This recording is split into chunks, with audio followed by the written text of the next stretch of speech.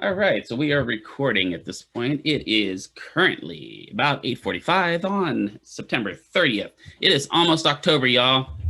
It's almost time for All Hallows Month and for all the ghosts to come out and shame us.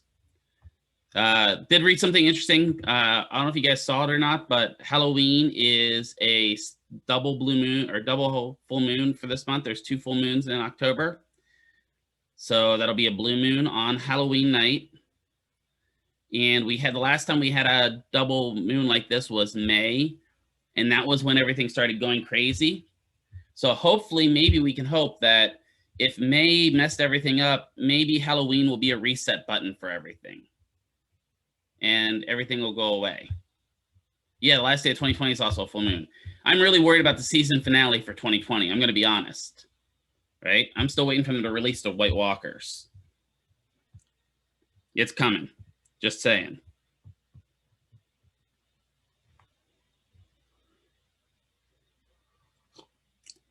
Mad Max did happen in 2021. You are 100% correct. I'm just saying that I'm hoping that Mars will be, what do you call it? Habitable, please. Just put me on the rocket and send me there at this point. Right? Have any of you watched the show The Expanse? It's an Amazon Prime exclusive. If you get a chance, I will highly recommend The Expanse, because it is the people that write The Expanse. The books, first of all, were phenomenal. I've read all the books. But the people that write The Expanse actually bring in astrophysicists to critique their space stuff, which is fantastic. I'm so excited for the next season. It's not even funny. Amos, man, if you ever get when you watch it, and I say Amos is probably one of the best characters on television, you'll see why I say Amos is one of the best characters on television, because he is. Where was I going with this? Oh, the fact that in The Expanse we've colonized Mars. I'm like, okay, so there is some hope, right? We can colonize another planet and steal its natural resources. I don't know where that came from, sensation orientation, but that's where I'm going right now. All right. Squirrel is over. Back on sensation and orientation. So some of this is going to be a review, and then we're going to talk about some sensation and orientation problems. So you might see a trend here in the first couple lessons. The first lesson we talked about doing some assessments on patients, right? The FIM, the OSHA, not the OSHA, that was great. The OASIS, the WeFIM, the PEDMOS, all of that, right? And then we talked about, what did we talk about yesterday or last time? What did we talk about last time? Let's see who remembers.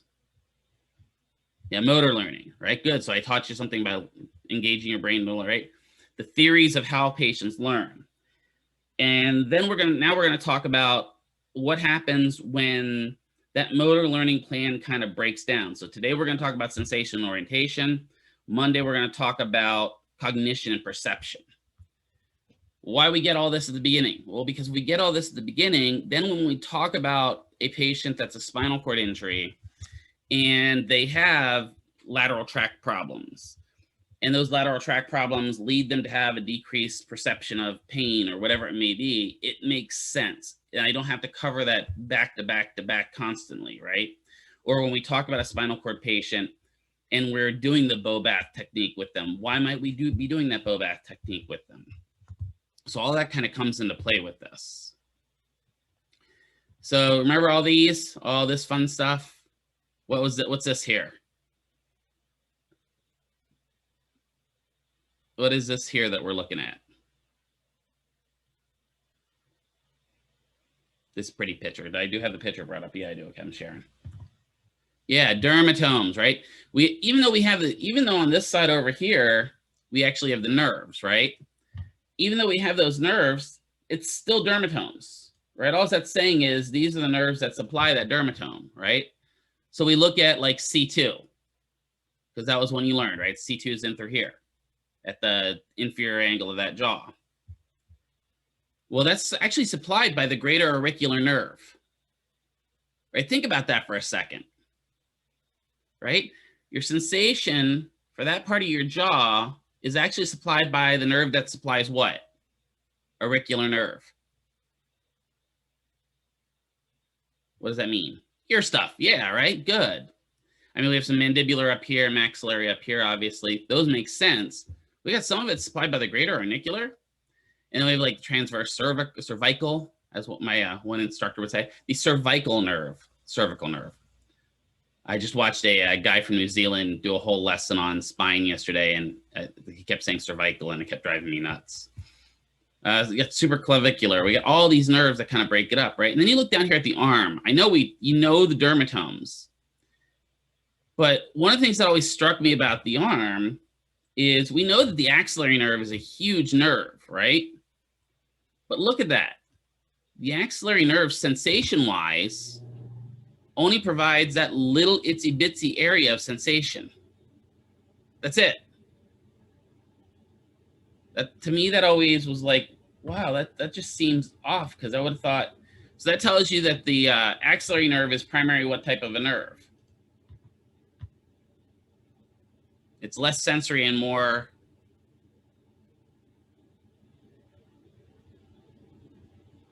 motor. Exactly. Good job, Scannon and Dylan, right?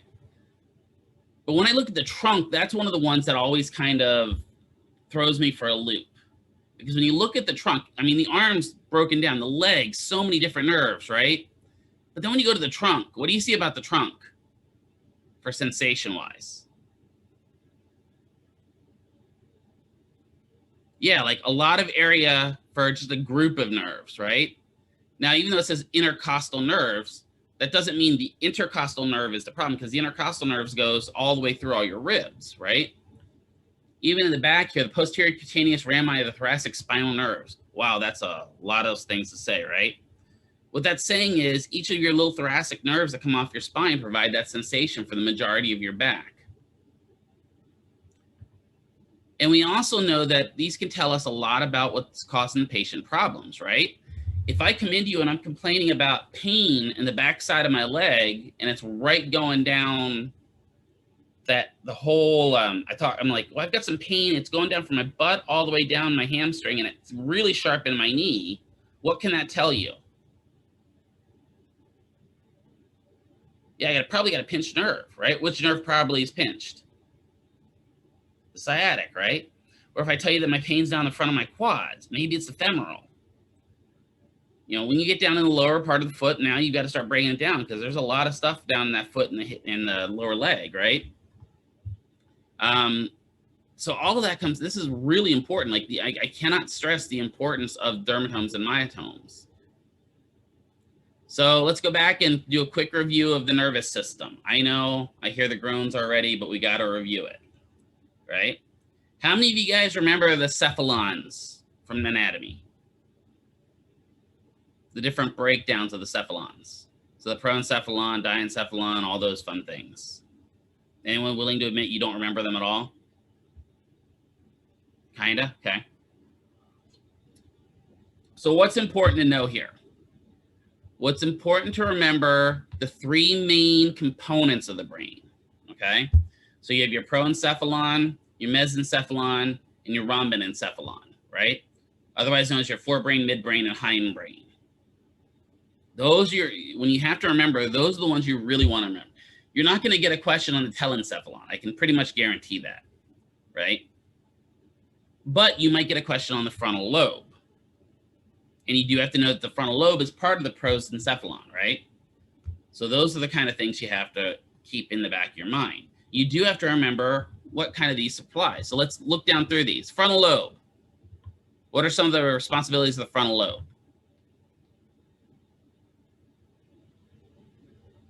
What are some of the responsibilities of it? Decision making, good, right? Impulse control. My frontal lobe was having a lot of workout last night during the presidential debate because I wanted to scream at the TV. My frontal lobe said that my upstairs neighbors would not appreciate that. So it kept me from screaming at the TV, right? I'm sure all of you have had frontal lobe issues where your frontal lobe is telling you, do not call that person an idiot. right? Has any of you ever encountered somebody with a frontal lobe problem before? Did any of you encounter anybody out when you were doing your clinics? What are they like?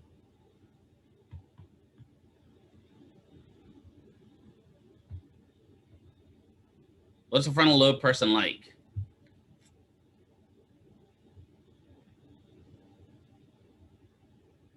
Are they like everybody else? No, right? When you think frontal lobe, yeah, no filter whatsoever.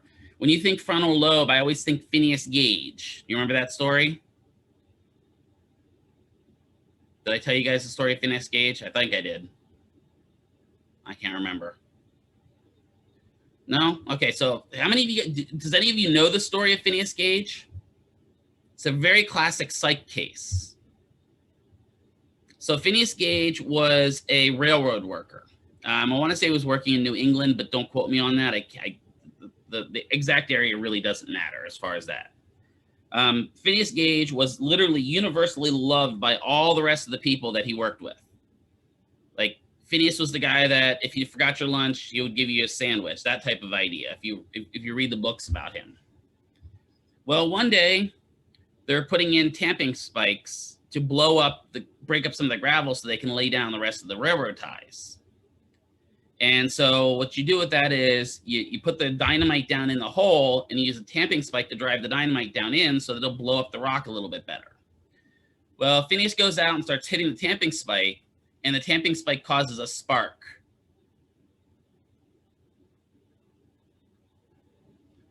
So what do you think a spark in dynamite does? Kablooey, right? And that tamping spike, which is a long pole, basically, think of something like a pole of rebarb would be an example of what a tamping spike would look like if you don't see it, or just a metal pole. If I want to go like Erica, they're like collie sticks. So he hits it, and that spike gets driven right up through his eye, up into his frontal lobe. Magically, guess what? Phineas lives. They're able to pull the tamping spike out. He has minor vision problems, and most of those resolve when his eye heals. But the spike itself went up and basically lobotomized his frontal lobe. His frontal lobe had something like 86% damage. Yeah, do yourself lobotomy, exactly. So from then on, his coworkers like, man, Phineas is a jerk. Because he was. He's ended up, he had a whole family. He abandoned his family. He ended up with drinking and gambling problems for the rest of his life. All this, and what it was he lost all of his impulse control, right? If he thought you were a jerk, he'd walk up to you and tell you that you're a jerk in probably not so nice terms. But that just shows that the frontal lobe is kind of important for us for decision making. He also made all kinds of bad decisions. Like, there's one story where they were trying to blow up a rock, and he decided to put like 5 times the amount of dynamite on it because it'll pulverize the rock. But the problem is, he put that much dynamite, it's also going to send the dynamite flying. So there's all kinds of problems with decision making. They eventually decided he probably shouldn't be working with dynamite, which is probably the smart idea. I'm just saying, if somebody doesn't have a frontal lobe, I don't think they should be handling dynamite, right? Right, Michelle? That would be like somebody that, let's put the person without a frontal lobe on EOD. That wouldn't work out very well. Although I will say that most of the people that I encountered on EOD, Michelle, and I don't know if this was your experience as well, most people I encountered on EOD probably lacked a frontal lobe to start with. Sorry, for those that don't know, EOD is explosive ordnance and disposal. They're the guys that blow up the bombs. All right, so then we got the parietal lobe, right? What's parietal lobe's primary jobs? What do we have there? Okay, touch, feelings, perception. Good. And I'm going to skip over, except we'll come to that last. Near the parietal lobe, we have the temporal lobe. What's temporal lobe? What's some of the important things in temporal? Hearing's one of the big ones, right? Yeah. Memory. It's also got some speech areas, right? And it shares that a little bit with parietal as well. And then we got our occipital. What about our occipital? Vision, that's the major one, right? Yeah. It also connects the brain down to the rhombencephalon, the hindbrain. So it has some connections back there as well, right? Because that's kind of close to the brain stem. All right, good. So you guys remember a little bit of that. Then we go to we leave the telencephalon, which is still part of the prosencephalon, so still part of the forebrain, and we get to the diencephalon. We get the thalamus, the hypothalamus, and the pineal gland. What are all those responsible for?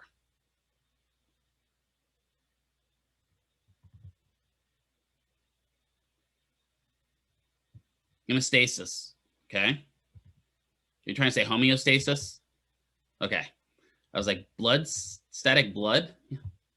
That's okay. No, I was just making sure yeah, homeostasis. Those are our homeostasis area, right? So the diencephalon is responsible for keeping us in balance, right? Some encoding and decoding there as well, right? With the thalamus.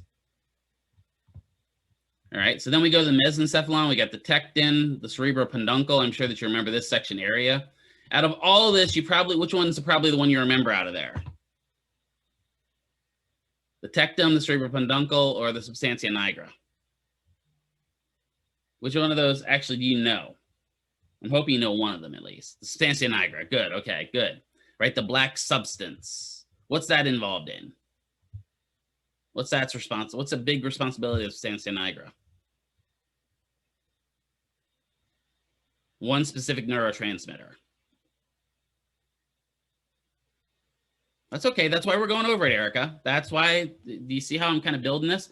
If you don't know it, that's perfectly fine. That's why we're kind of because this is what makes you remember is go, oh yeah, we did cover this, kind of glazed over it a little bit, remember, right? Substantia nigra is responsible for dopamine. Yeah, with movement, exactly, Kelly, right? Substantia nigra is responsible for dopamine. That's what makes it black, right? Dopamine as a chemical itself is black.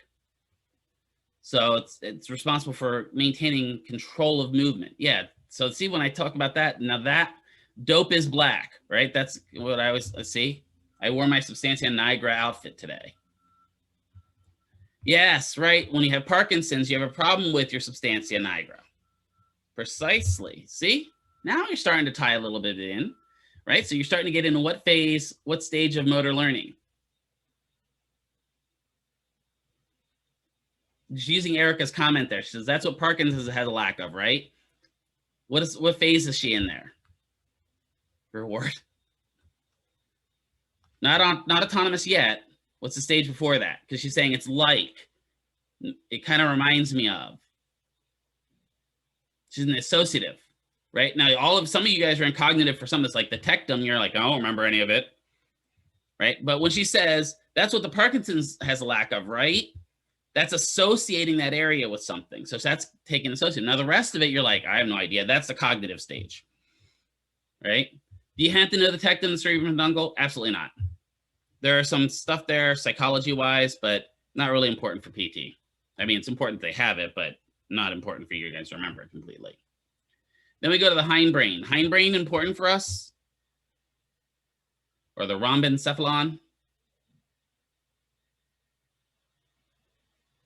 Yeah, not at all. Hindbrain has nothing to do with us staying alive, right? Fight or flight lives there. Everything that keeps us functional lives there. So what do you think? Why do you think it's called the rhombencephalon? Where have you heard that rhomb before?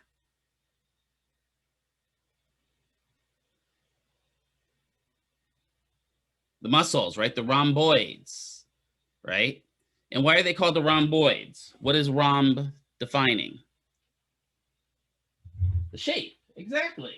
See? It's just kind of that oblong, what do you want to call it? Parallelogram style. All right, so we get back to the hindbrain. We have our pons, right?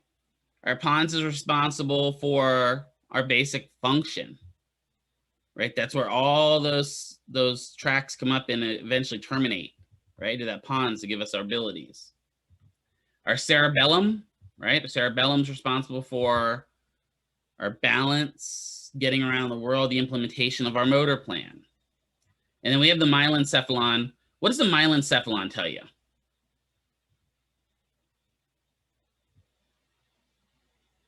If it's the myelin, yeah, there's a lot of myelin there, and probably the spine ends up there, right? We get the medulla oblongata. The medulla oblongata should be remembered from one movie. Do you remember what movie that's from? Waterboy. Right? That's why alligators are so ornery, is because they don't have the medulla oblongata. No, my mama says the alligators are so ornery because they have all those toothlesses and no toothbrush. See, I can make you guys laugh a little bit, right? So the hindbrain is really responsible for our everyday function. If we don't have that, we don't have breathing, we don't have heart rate, we don't have balance. And it would make sense that that's going to be in an area that's most protected, right? It's really hard to get a traumatic brain injury in your hindbrain because it's kind of at the base of the brain. It's got the most protection around it, right? That kind of makes sense that we want to protect that a lot, right? We want to keep ourselves breathing. So that gets out of that part of the CNS of the brain. Then we get down to the spinal cord. And obviously, at the spinal cord, we have our spinal cord itself, which is made up of all those spinal cord tracts. And people will say, Mr. McKeever, there's a lot of spinal cord tracts. I'll be like, yep, and you got to know them all. We're not going to review them this session. When we get to spinal cords, you're going to review them. Actually, it's going to be a homework assignment for you. We got all those spinal cord tracts, like the cerebrospinal tract. We've got the vestibular spinal tract. We've got the dorsal columns, all those fun things that you saw in anatomy. They all serve a very specific purpose. So then if we leave the CNS, what's the next division? Dun, dun, dun, the PNS, which helps with the PNF, right? So we got our plexes first, right? The cerebral plexus, we got our brachial plexus, we got a lumbar plexus. Anyone ever hear the solar plexus before? Yeah, where's the solar plexus at?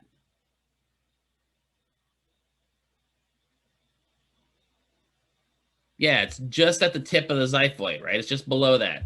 Well, that's just where a lot of your intercostal nerves kind of spread out. Yeah, right? It does. Your sensei says to hit there, right? Exactly. If you do hit there, you can kind of stun the chest, right? If you can stun those intercostal nerves and they can't expand, what's going to make it hard for the person to do? Breathe, right? And I'm sure some of you at some point might have been hit there and got the wind knocked out of you. Right? What that was is just a minor paralysis of that area, right? It's just from trauma. So then we have our ANS, autonomic nervous system, is part of the PNS, which gives us our sympathetic fight or flight and our parasympathetic rest and digest. Usually in the morning when you guys get into this class here, you guys are in your parasympathetic. If you've got some Lucky Charms or maybe a Jimmy Dean's breakfast sandwich sitting there, right? Which makes it a little bit harder to learn. Because your body is basically saying, nom, nom, nom, nom, nom, let's rest, right? Thanksgiving, great example of going into that parasympathetic system, right?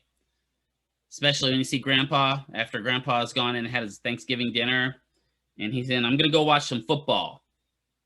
And 15 minutes into watching football, grandpa's passed out. Maybe you're passed out, it's a possibility too.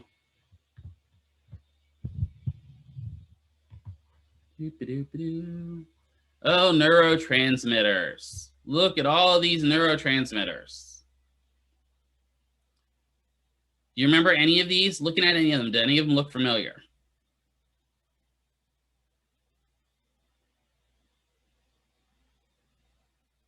Well, we just talked about a few of them, right?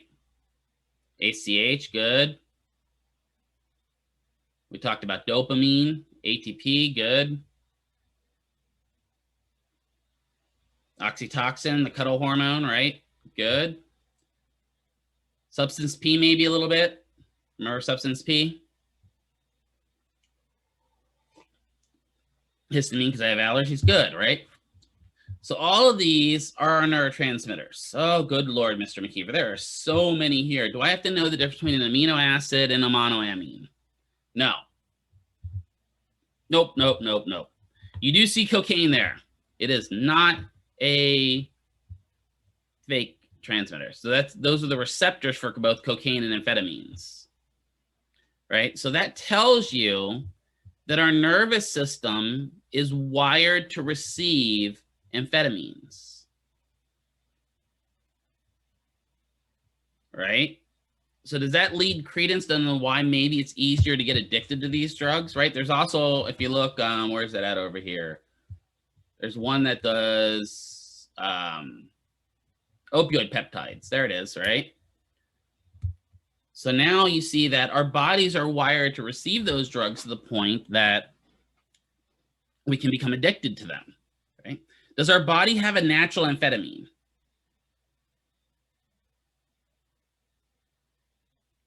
What do you think? Yeah, what's the natural amphetamine of our body? Adrenaline. Good, right? Adrenaline's kind of our natural amphetamine. So we have to have another chemical that kind of receives it and transports it to the cell. That's where those peptides come in, right? And if you look at the opioids peptides help transport those to the mu opioid receptors in your body. And there are all kinds of mu opioid receptors. We're not even going to go, that's a whole lesson in and of itself, right? But that just tells you we're wired to receive those. And then if we're wired to receive them, we know that we can get our neurotransmitters out of whack, right? Any of you ever go on antidepressants? I'm not asking you to, don't answer that question. But I'm sure some of you have gone on antidepressants, right? Where they've given you maybe a noradrenaline booster, or maybe they've given you something that helps with your acetylcholine, or maybe they've helped you with serotonin, right? All of those neuroreceptors have to stay in balance. It's completely possible for amphetamine receptors to get out of whack, right? Just drinking a lot of this, right? Whether you know it or not, caffeine is an amphetamine, right? It is a stimulant. That's kind of the point of it. So what do we have to know about all these? Well, let me going on, so. All right, so we're getting everybody back now. Welcome back for all of you. Can you guys all hear me? Just making sure I'm good with volume. Yeah, I'm lagging a bit on my webcam though.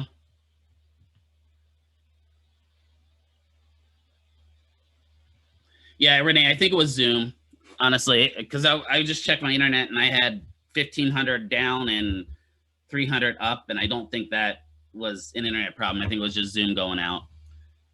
I'm sure my camera is probably bugging out, but that'll be fine. We'll get through this, I promise. Yeah, my camera is kind of lagging. I see that on my end too.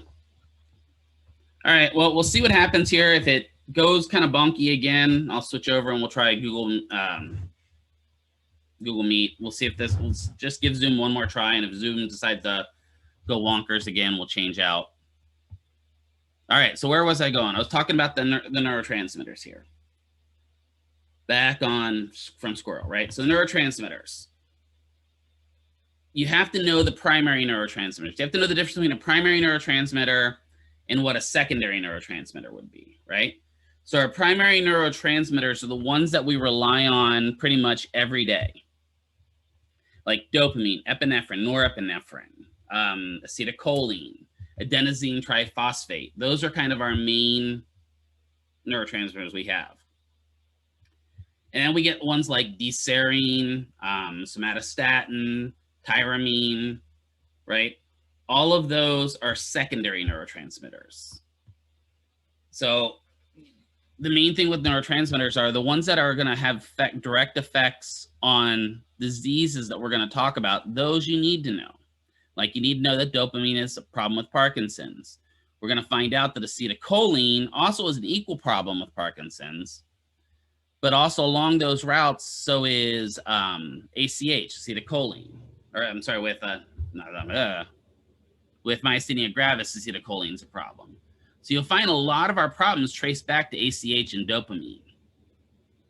So don't freak out. I put these on here so you can see what type of neurotransmitters we have. And these are not all of them. We still have a bunch of other ones that we're still discovering to this day. And I'm sure we'll probably find 5 or 6 new ones as we still unlock the human genome. We've unlocked a lot of it. We haven't gotten it all yet, right? So cranial nerves, part of the PNS, right? Though structurally, the olfactory, the optic, and the terminal nerve are all part of the CNS because they actually don't separate off. They don't have a horn cell that separates them out. The rest of the nerves do have a horn cell that separate them out and allow them to become PNS nerves, right? So we got olfactory, optic, oculomotor, trigeminal, right? Trochlear, trigeminal, abducens. Yes, you do have to know your cranial nerves in order. You also have to know if they're sensory motor or both. There may be questions on your boards where it asks you, I'm going to move my pen before I play with it the whole time, where it asks you, it's talking about the area innervated by the facial nerve, and then it'll ask you if the facial nerve provides motor or sensory feedback to that area. Well, facial nerve is going to provide both, right? So you got to remember those mnemonics. You've got to know the numbers, and you've got to know what is sensory motor or both. I'm going to move my microphone away from my computer because right now it's going kind of bonkers. Spinal nerves. Oh, this is where we get the difference in the vertebrae versus the actual nerve roots, right? So the only major difference here is when we talk about the cervical, right? The cervical's got 7 vertebrae, but 8 nerve roots. That means those nerve roots exit below the cervical vertebrae. That's why we end up with 8 instead of 7. Now, when we get down to coccygeal, right? Coccygeal technically has 4 vertebrae, but only 1 nerve root. And that's because that whole nerve root is really the coccygeal plexus. It's just one big giant nerve that comes out back there. Senses, our classical 5 senses are tactioception, audioreception, gustoception, olfactoception, ophthalmoception, right? Touch, hearing, taste, smell, sight. And when you look at those, almost all of those have some form of a cranial nerve associated with them, right? Even tactioception, your face has some cranial nerves that are associated with it. Those are all important for us to get around our environment. There's also discussion recently about adding a 6th sense and not adding Bruce Willis, although he would be a great 6th sense. Just imagine calling it the Bruce Willis sense, right? How many of you guys figured out 6th sense 5 minutes into the movie? Did anyone like me? I was very disappointed with myself. I thought I was going to really enjoy it. Oh, well, thanks for making me feel old. I thought I was really going to enjoy the 6th sense. And then I'm sitting there watching, and I'm like, son of a gun. Figured out 3 minutes into watching it. Kind of like one of his other movies. The first one, the other movie was, the Village. I figured The Village out pretty quick, too. But equilibrioception, the sense of balance. I can see adding that, but when we're looking at equilibrioception, isn't equilibrioception really just a blending of other senses? When you think about it, right? Because a lot of it comes from your vestibular system, which is based in your ears, where you hear most of your hearing, right? It also involves touch, right? Feeling around your environment. It also involves sight. And there's actually some studies that have shown that smell has something to do with the balance as well.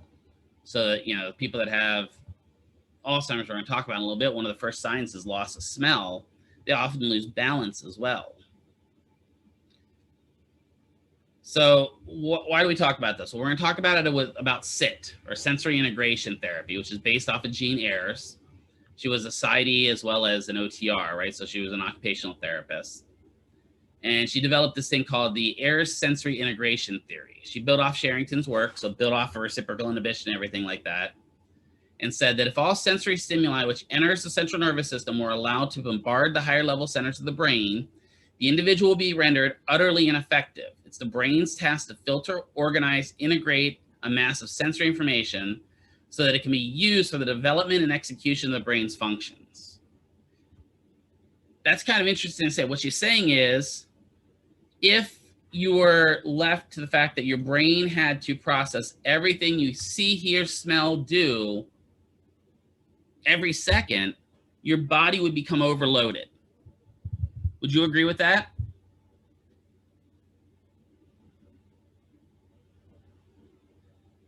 Yeah, right. Just imagine right now,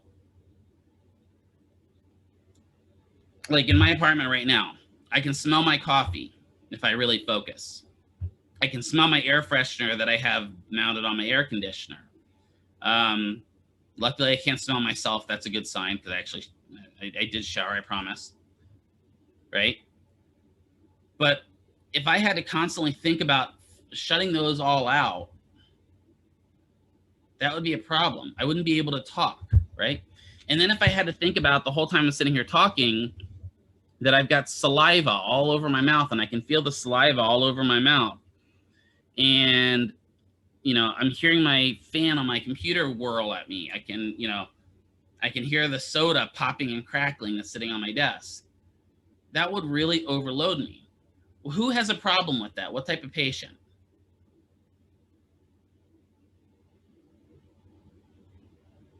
What type of patient has a problem with kind of, yeah, well, ADHD does too, yep. And then one more.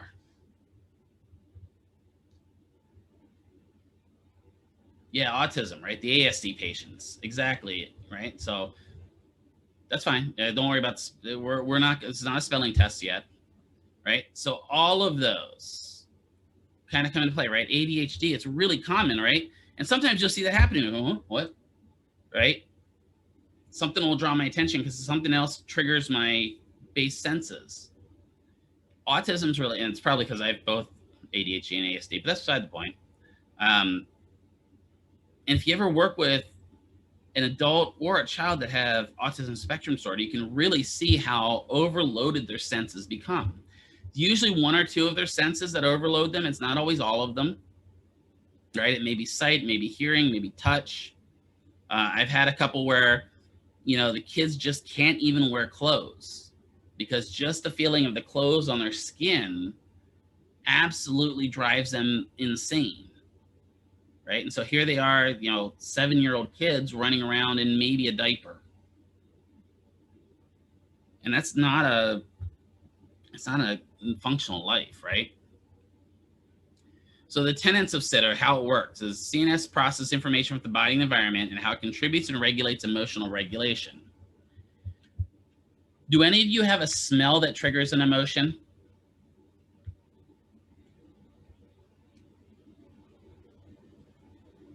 Right? If I'm to say grandma's cooking, can you smell it?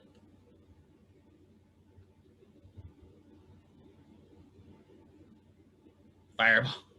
Yeah, that triggers an emotion for sure. Right? Mad Dog 2020 triggers an emotion. See, they predicted this long ago. Right? For me, it's baked goods. Baked goods, for some reason, are my kryptonite. Like I smell a good cookie baking or a good cake baking, and that's literally my kryptonite. I might as well just forget it at that point. I'm going to eat, just have one. Yeah, that's not going to happen.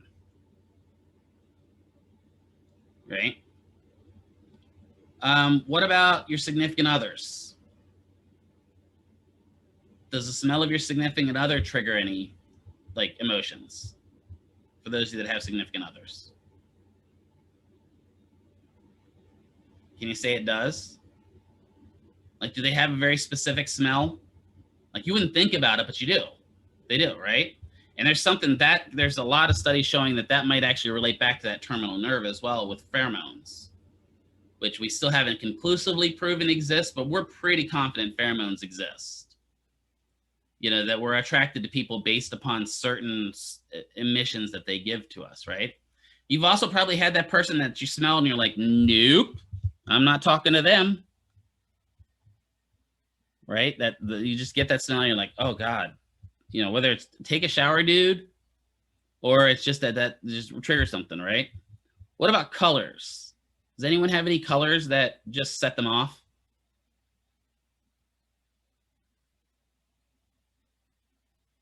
Yeah, exactly. Yeah, right. This when you leave a friend's house and you still smell what that house smells like, especially if you have that friend that doesn't clean their house very well, like my sister did. Oh, right. Colors are a big thing, right? We trend towards colors that we like. And there's even some studies out there that show that we may trend towards tones of colors, brights, darks, mids. right? Most of my stuff that I buy is all dark colored stuff, and it's mainly to slim me down. That's exactly what it's for, because it helps me, right? I like my colors dark, like my soul. But we trend towards colors. That was supposed to be a joke, by the way, folks. Thanks for laughing. You know, I threw a lot of people off when I bought my new iPhone because I bought one of the Project Red iPhones. And a couple of my friends are like, wait, you bought a red phone? That seems weird. And I'm like, that was the one they had in stock. It also went to a good cause. That's beside the point. Actually, I'm starting to like this. I'm really, but again, as soon as I do it, I put a black case on it. Because again, I like things black, like my coffee and my soul. Oh, mine for sure. If you're asking me what, and it's not an official color, if you're asking me what my favorite all-time colors are, it's probably purple, like my laptop. And then second is carbon fiber. I don't know what it is about carbon fiber, but I really enjoy carbon fiber. Like even my laptop is purple, but it's purple carbon fiber. There's something about that design that's very, very pleasing to me. It feels speedy, exactly. It's the inner racer in me. Right? I don't know, it just, carbon fiber is a very appealing pattern to me. And it probably has to do with the pattern. I bet you there's some sort of thing there that patterns also play into this. Sounds. Are there any sounds that grate your nerves? Maybe it's me. To me, it's those like nails in the chalkboard, the alarm clock, the knife or the fork on the plate. Like I can say those certain things and some of you are going, oh God. Yeah, right? Oh, those sounds get me. Sirens, racers at 1 a.m., right? Or supposed racers at 1 a.m. Touching cotton balls, good. So there's touch effect, right? There's all kinds of things, right? For me, I'm like one of the most traumatic things for me is touching fish. I don't know what it is about touching fish, but it creeps me out.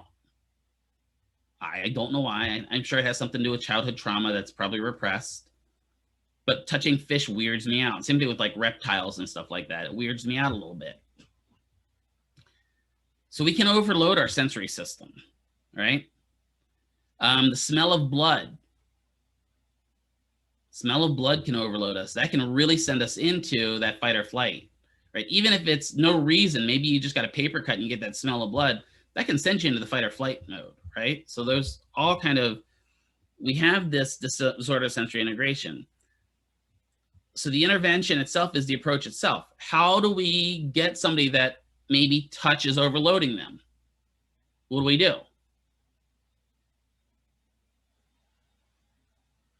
We can distract them to start with, right? But eventually we have to normalize that sensation, right?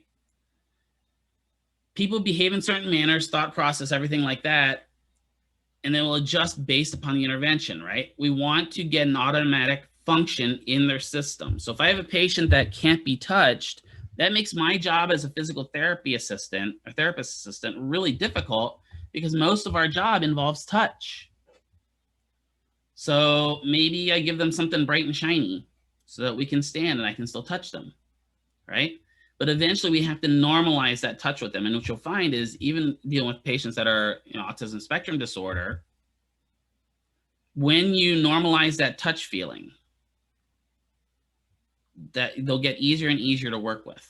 They'll start getting better and better to work with. They'll trust you a little bit more, right? So pediatric patient can't be touched. What are some ideas? What do you think? How could you treat them?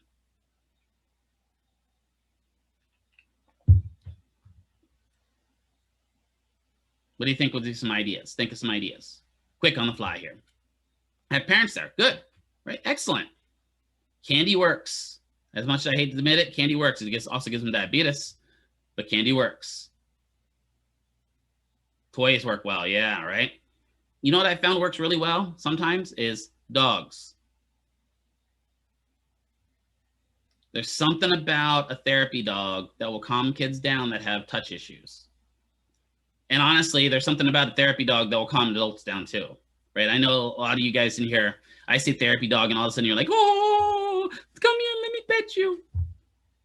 And then I'm like, it's a dog. But then you have a cat, and I'm like, oh, look at the kitty cat. I'd love to get a Carascal. That's my new obsession. I want a Carascal. And if you get a chance, just look at a Carascal, and you'll see why I want a Carascal. Yeah, right? The dog's really useful. How about an adult with hyperactive hearing? So sound is a problem.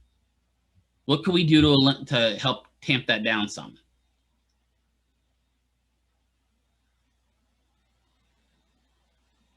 So maybe you got a patient, yeah, earmuffs work well, right? Good. Whisper, right? Mr. McKeever is not such a great treater for this patient, right? My voice kind of doesn't whisper. Even when I whisper, I'm loud. So maybe earplugs, working in a private cohort room with the door closed, right? But all of this comes into play, and you have to think about that when you work with these patients. Sensory integration, it exists. And it also comes into play with a patient that maybe has an amputation, right? So let's say I was in the military and I got my left arm blown off, right? What am I likely to encounter down the line? So I'm a below my elbow amputee. What's common for amputees to encounter? Phantom arm, right? Phantom limb syndrome, where maybe that arm itches, or maybe that arm aches, or maybe it just hurts, plain and simple, right? Well, you can't tell them you don't have an arm. It shouldn't hurt. That doesn't work. Their sensory integration model is off, right? Their model is still saying, I have that arm, and it hurts. So how do we treat that? What kind of stuff can we do? Mirror therapy works great. You're exactly right. Trick the mind to think you're using it, right? So you stick their two arms in a box, and now they see, because of the mirror, that they've got a second arm. So if you start scratching or rubbing that arm that isn't there, they actually feel it. It's really wild. Like, if you ever get a chance to watch somebody treat with mirror box therapy, it just blows your mind. Like, to think that our brain is wired that way. The other thing you can do is you can have them close their eyes and imagine somebody scratching that arm, right? So using visualization. Sometimes just putting a prosthetic on that arm or that leg and having them scratch the prosthetic works, right? You're tricking the mind to think that you're treating it. It's really wild, and that's just part of sensory integration. It really is.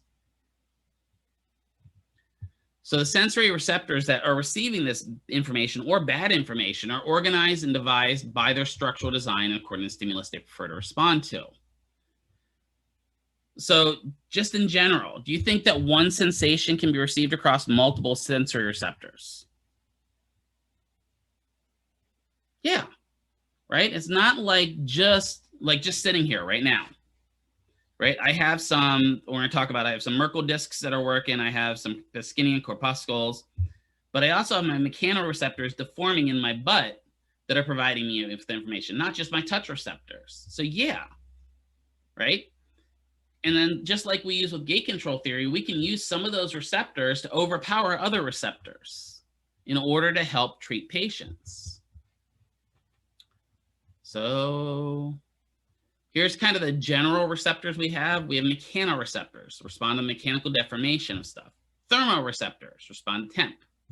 Nociceptors are noxious receptors, respond to pain. Chemoreceptors and photoreceptors. Now this is some of them.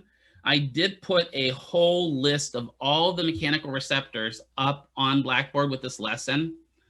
You will need to know what type of receptors they are. You may not have to, we're going to talk about some specific ones, like what's the difference between a Ruffinian and what's the difference between a Pascinian corpuscle. And you do have to know those. But this is what I'm going to tell you right off the bat, because this can get really freaky when you look at all these. When you're getting to your boards, you're talking maybe 2 to 3 questions. And most of the questions you'll be able to discern by looking at the answers what you're looking for. Okay, so like mechanoreceptors are going to be located in the muscles, the joints, right? The bones. You're not going to necessarily find mechanoreceptors in your fingertips. That's where you're going to have more of your sensation receptors. Where are some of your chemoreceptors going to be located at? Respond to chemicals. If it responds to taste, that means some of them are located on your tongue. Viscerally, yeah, right? Viscerally is you're exactly right, Justin. That's another one of them, right? Viscerally, your lungs, your heart, your kidneys, your liver, all have chemoreceptors in them. Don't say never mind. You're right on where they are. Right? I was just talking about the tongue to start with, but you're absolutely right, right? All of the internal parts of your body, right? Do you think you have some chemoreceptors in your brain?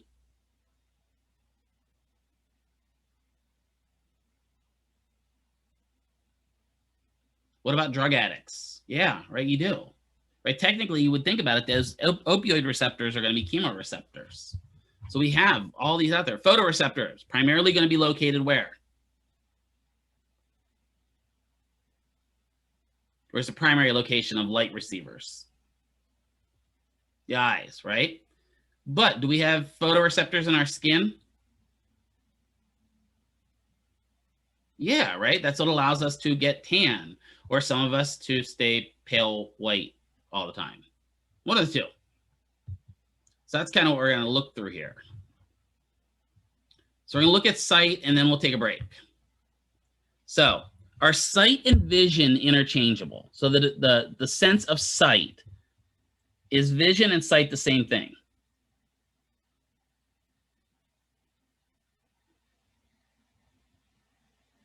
No. Good answer, Kelly. So what's the difference?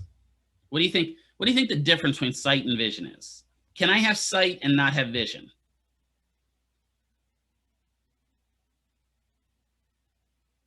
Yeah, right? Sight is just the ability to interpret that light coming into the photoreceptors, right?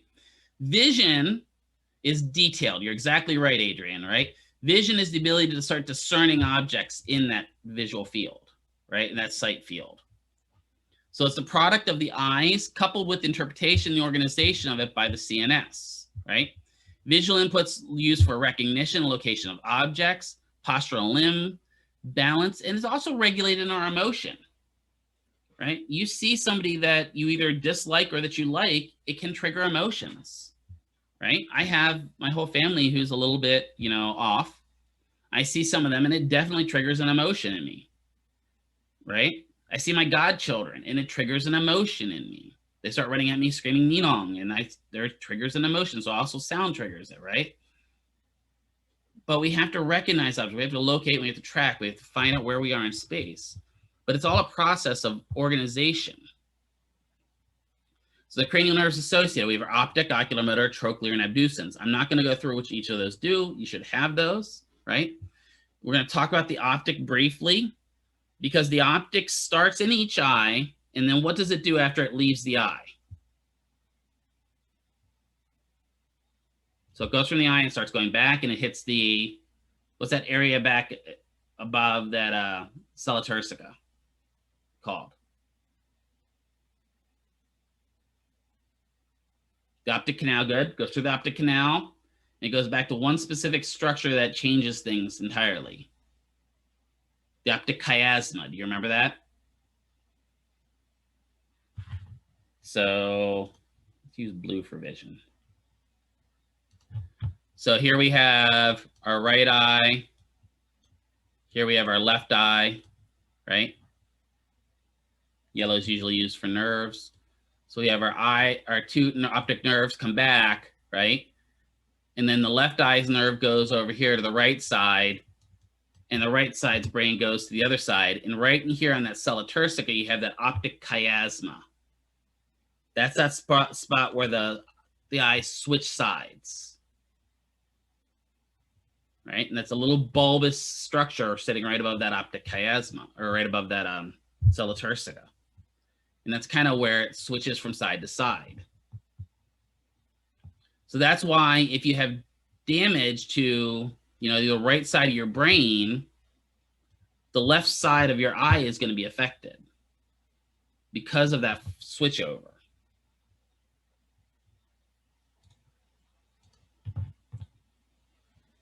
So let's look at some vision here. Peripheral vision. Peripheral vision is the ability to see what? Stuff outside of your normal binocular vision, right? Binocular vision is just kind of looking straight ahead. We'll look at a horse once, right? What's different about a horse's eyes versus our eyes, or a zebra's eyes?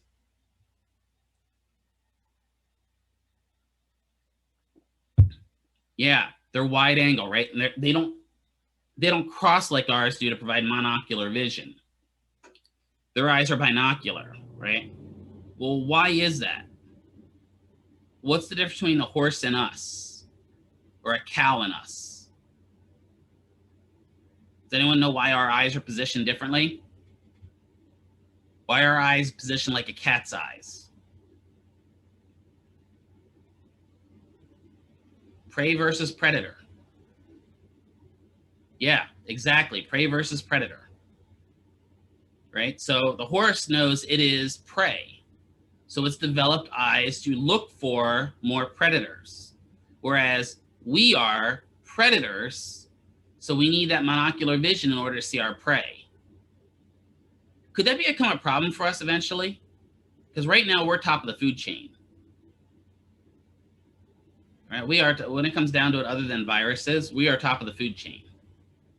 But what happens when that one alien comes down and we become the prey? Could that change the way our eyes look? What do you think? Possibly, right? Yeah, we could go through some form of, an evolution where our eyes change a little bit, maybe spread further out so we have a greater field of vision. It also is going to show that if we do get to that point where we have a predator tracking us, because we are the alpha predator right now on our planet, that maybe it just shows why people with poor vision are going to be the ones that go first, right? Because they don't have that ability to see that periphery. Depth perception is the ability to judge distance by visual input. So I can use my depth perception to understand how far this statue is from me, right? Now it's really weird. I'm looking at the camera right now, and for me to reach back, it's a different thing, right? Do you ever do that? Where you're reaching for stuff and you're not looking at it, and it's at a different distance than you think? You're like, right? Steps. Great example of it when your depth perception is off. And you just miss that edge of the step just a little bit. Down the stair you go. Depth perception also plays into our ability to drive, right? Is anyone else in here? I know I am. I'm kind of paranoid of driving in cattle chutes, right? That's where they have the concrete walls on either side of the road when they're doing construction. I get a little bit, honestly, because my depth perception is not great on my left side of my brain, or my left side of my eye. So I get a little bit uptight driving in those, especially with the truck, right? Because my depth perception is not the greatest. The optokinetic reflex is the reflex used to adjust the eye with slow movement. This is going to come into play in a future lesson along with the vestibular ocular reflex. This allows us to do stuff like having balance, tracking, saccades. We'll talk more about that in the vestibular lecture. But also the vestibular ocular reflex prevents us from seeming like the world is bouncing all over the place, right? When you're running, maybe you're on a treadmill, or even you're running down the road, you're able to have clear vision. But in reality, your body is bouncing up and down and up and down and up and down and up and down. So your vision should be bouncing up and down and up and down and up and down and up and down. But the vestibular ocular reflex stabilizes that image on your retina so that you only see one clear vision. It's pretty cool when you think about it. Refractive issues, problem with the shape of the eyes. I guarantee we can talk about this with almost all of you. All of us have some sort of a small refractive problem with the eye. Some of us are myopic, meaning that they're nearsighted. Close objects are clear, distant objects are blurry. Some of us are hyperopic. Yeah, eye stuff, I know. Farsighted. Objects close to us look blurry, but distant objects look clear. Few of you may have astigmatisms, an irregular shape of the eyeball itself, right? And a lot of times if you have an astigmatism, it's hard to get contacts for them. The one I'm encountering right now, and I'll openly admit I've noticed it more in the past probably year and a half, is presbyopic, where your age changes in your eyes are starting to affect the lens receptions, the overall decrease in focus. It takes me a little bit more when I'm reading to get my eyes focused. And then we have amblyopia, which is lazy eye. This is a result from an abnormal development of the eye function in childhood, right? Left uncorrected, untreated, the brain will eventually ignore input from that eye. So if you have a child that has lazy eye and they actually don't get any sort of treatment at all, they'll eventually shut that eye off. Which, yeah, the bifocals don't really help all the time with presbyopic either. This is my problem is the lazy eye that hurts it, right? But if a child has lazy eye as a child, and they'll eventually shut that eye off, and that can really cause major problems later in life. So if you have ocular motor issues, you'll have lack of smooth tracking and pursuit. You may end up with visual fixation. And you may see this with a Parkinson's patient, where their eyes are fixated and don't move. Well, why is it? What's dopamine relation, stuff like that? Vergence versus convergence, right? Vergence is when the eyes move together, right? Simultaneous movement of both eyes in opposite direction for single binocular vision. So that's when we're able to move our eyes around together and see things. Then we have, some of you may have seen Waterboy before with somebody that's got trophy or aphoria, which is a deviation in placement of the eyes, right? That's the big joke. If you get somebody where the eye is in here or way out here, you're like, look at me, I am, and looking at them too, right?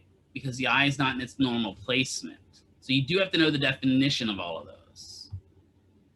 Cataracts, right? This is type of car that the Chevy makes, or the GM makes, a cataract. The clouding of the lens of the eye.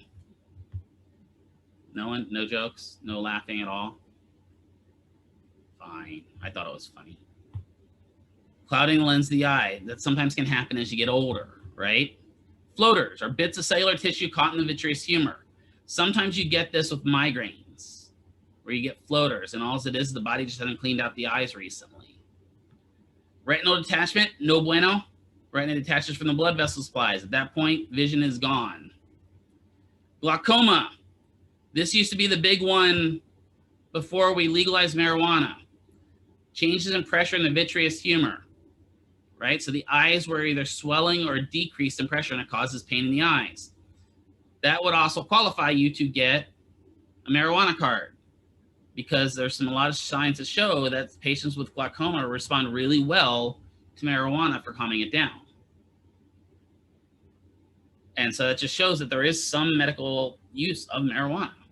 Macular degeneration happens as you're getting older, right? Everything starts breaking down, and on the macro level, everything starts melting. And then carcinogens. You can get cancer of the eye. I don't think I'd ever wish that on somebody. Yeah, this is the last slide for vision. So one of my favorite words of all times, or my favorite two words, Hominis Temenopsia. I just love that word, Hominis Temenopsia. This is a visual field loss on the left or right side of vertical midline. So Hominis Temenopsia means I lose one side of my vision, right? That happens very frequently with strokes. Bitemporal, visual field loss of both lateral visual fields. But your nasal vision is still preserved, right? And they talk about this when you're in the military, because when you're in the fog of war, a lot of times your bitemporal vision goes away and you get what's called tunnel vision, right? And tunnel vision means you ignore everything out here because you're so hyper-focused on being a predator here. And that can be a problem. Quadrant Nopia is one that's really weird with patients. You lose a quadrant of vision. I had a patient once that had lost the upper outside quadrant of both of their eyes. So they couldn't see anything up here in the peripheral, but everything else was normal. They just lost those quadrants of the eye. Nystagmus is the involuntary beating back and forth or rotational movement of the eyes. A lot of times we can find nystagmus when you've had a little bit to drink, because nystagmus relates to the cerebellum. So if you've got a little bit too much to drink and the cerebellum's getting thrown off, we can actually get your eyes to jump around when they shouldn't, right? When are they checking for nystagmus? When have you heard somebody check for nystagmus before? You might see people checking for nystagmus on the side of the road sometimes on Friday nights. The police, right? That's where they pick up their pen light and go, follow my pen. And they're going all over. And what they're looking for is does your eye jump? They're looking for nystagmus. And nystagmus is a really big sign of having an alcohol problem. Visual agnosia is the inability to recognize objects. And this is kind of wild when you see it. This is where somebody will pick this up. And obviously, can you guys identify what this object is? What is this? Somebody? Flashlight, good. So none of you have visual agnosia. If I have visual agnosia, a lot of times I'll pick this up and I'll go, it's cylindrical. It's got batteries in it. If you press the button, it lights up. It's got a lens. It's got a bulb. And they just can't call it a flashlight. Think about that. That's wild, right? That's input processing in the brain. Or they may just pick this up and go, I haven't got a clue, right? Patients got visual agnosia. We've got to start working with stuff that they should know and then work our way through it. And then the other one that's kind of wild is Visio Prospegnosia, which is the inability to recognize faces. And this can be really disconcerting to patients that have strokes or traumatic brain injuries, because not only can it be that they don't recognize faces, but it can be that they put different people's faces on different people. So maybe your significant other has a stroke and they're in the hospital, God forbid, and you come visit them and they hear your voice, but instead of seeing your face, they see your father's face.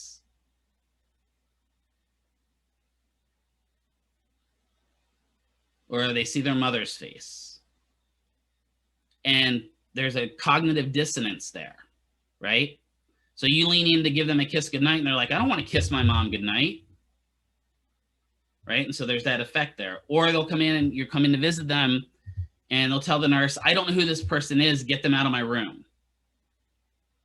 And you're telling them, no, it's me, it's me, it's me. And they hear you, right?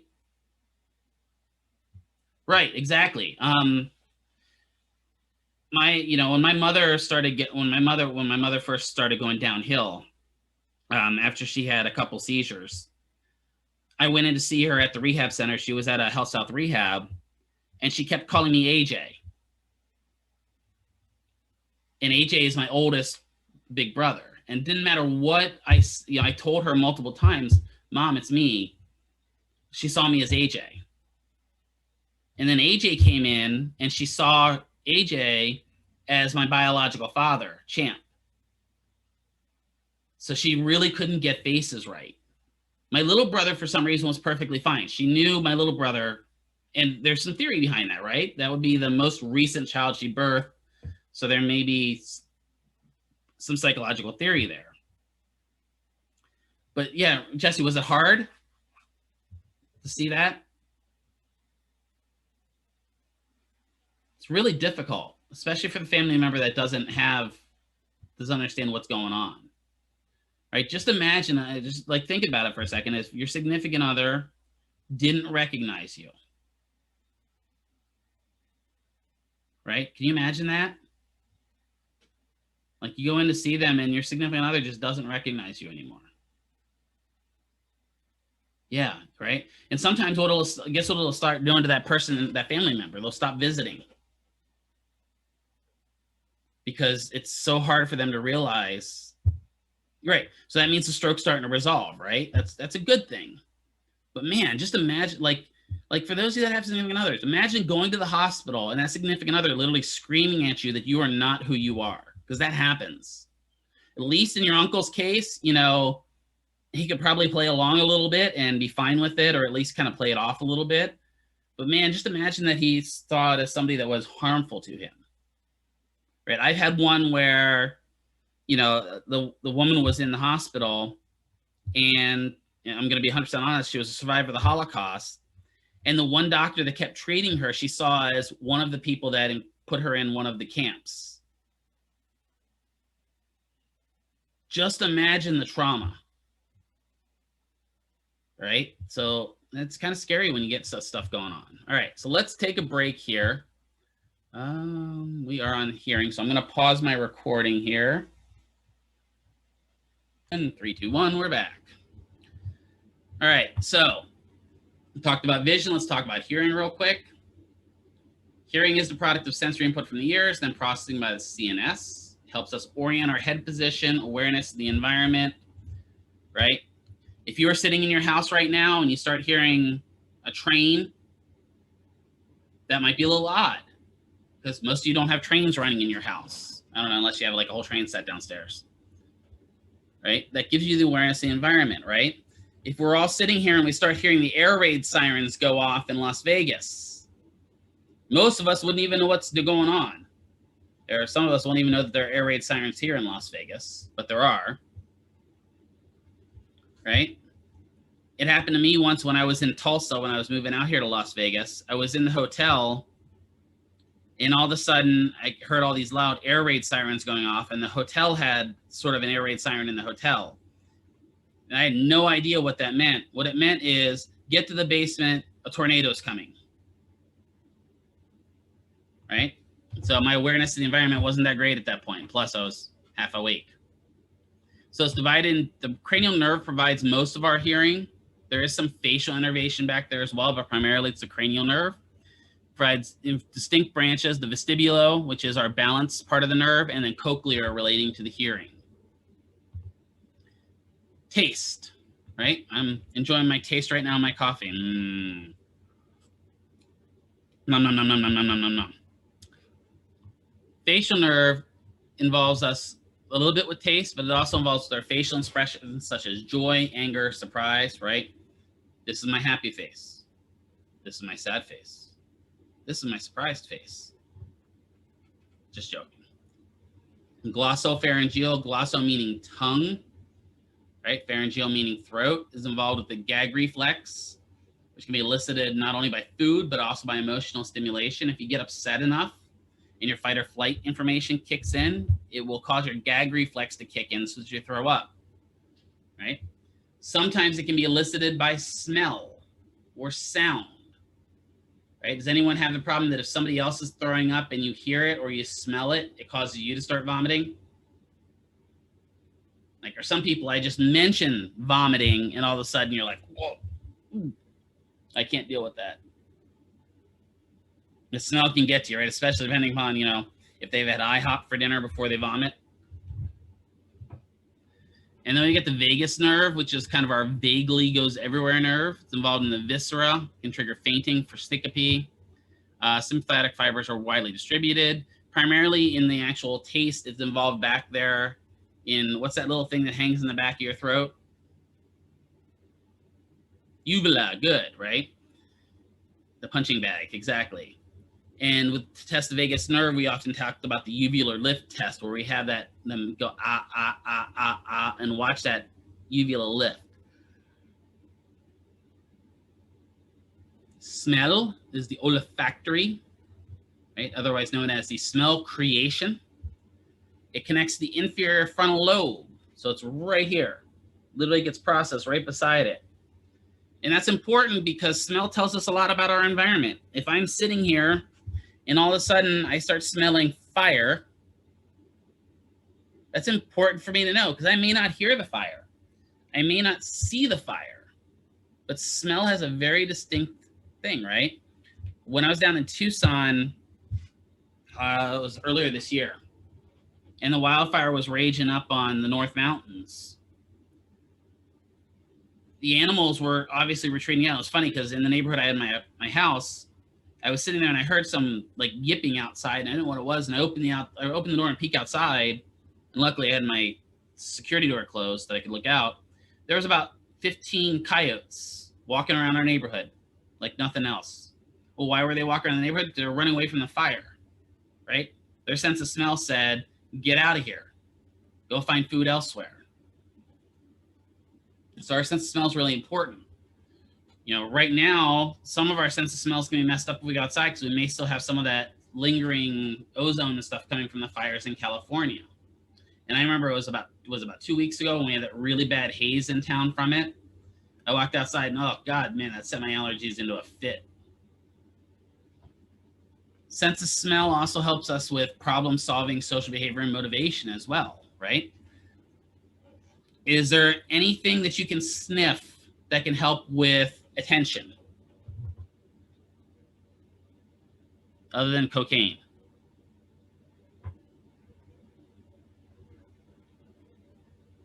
Adderall. There are actually studies that show smelling peppermint increases attention. Well, you're not wrong, AJ. Don't say sorry, right? There's a lot of studies that show sniffing peppermint can increase attention. Sniffing chamomile and lavender can help with relaxation. Not like you stick lavender up your nose, not like you stick a whole peppermint up your nose, but just the smell themselves, right? And that makes sense because when you think about it, what's the predominant flavor of chewing gum? Some form of mint, right? Whether it's peppermint, spearmint, wintermint, the predominant flavor is mint. The secondary flavor is cinnamon. And cinnamon's been shown to increase overall cognitive function, right? There's also, there's also some study out there that shows tea berry helps with nausea, right? Where do you encounter the tea berry taste at? Does anyone know and smell?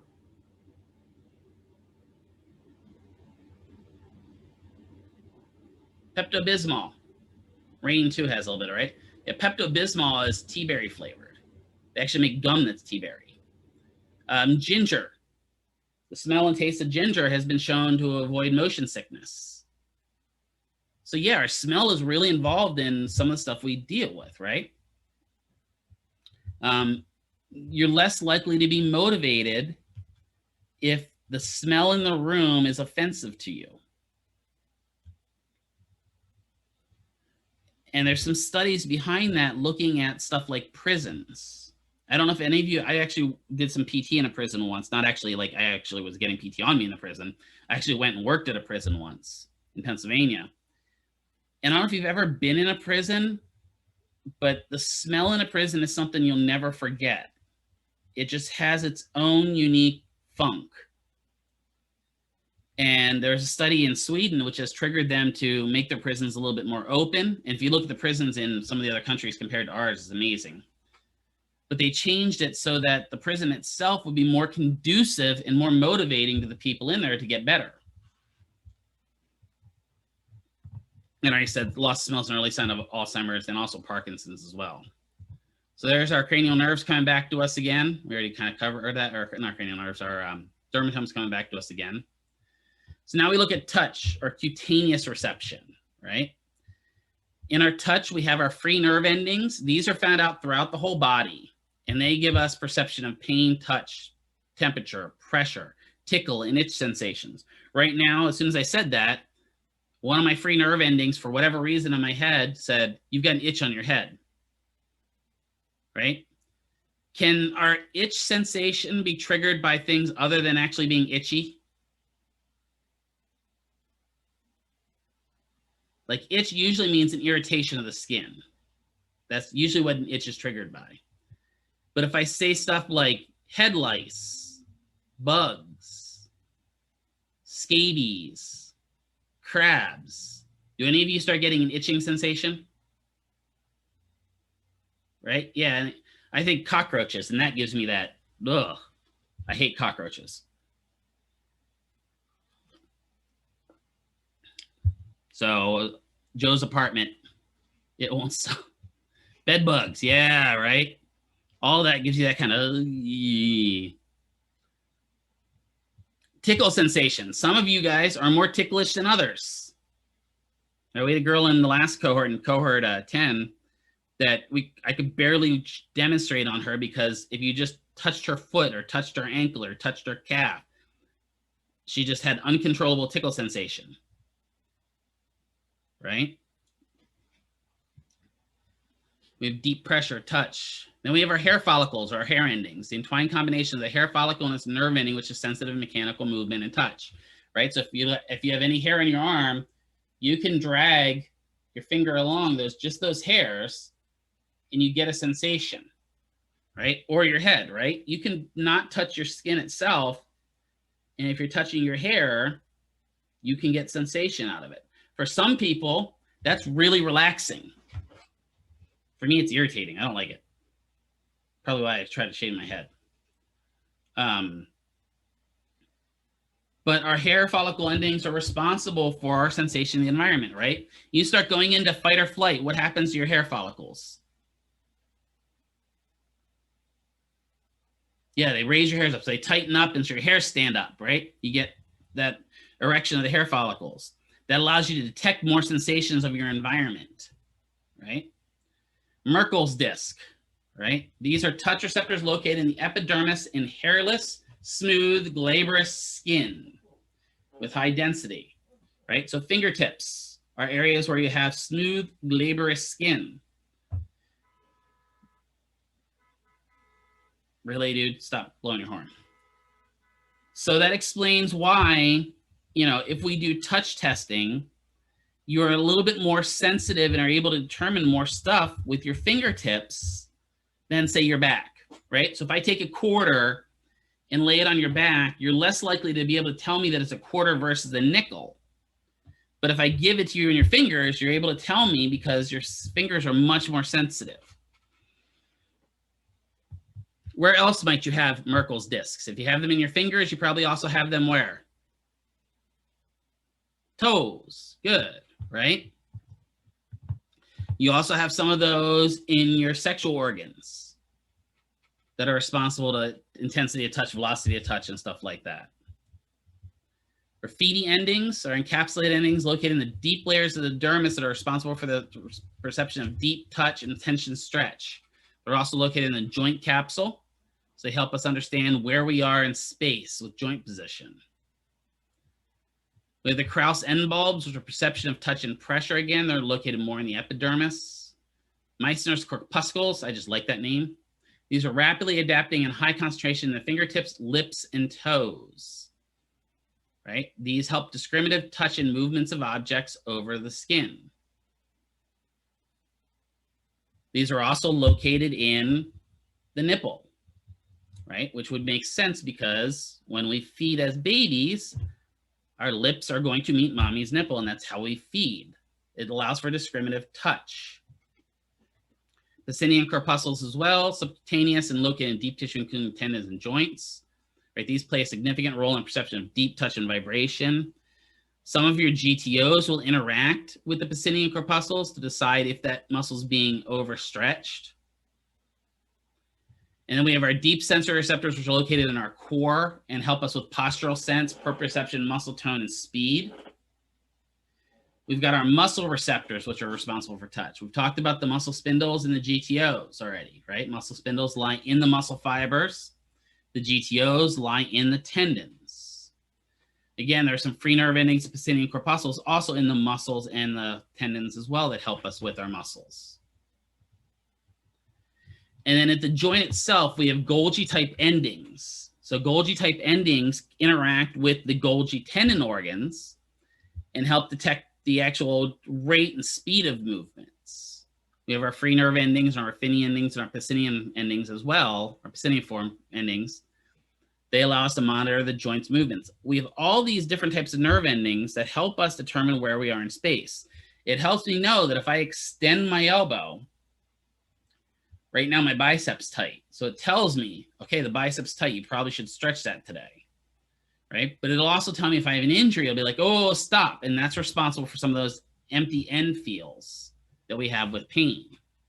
And it can trigger our pain nerve receptors.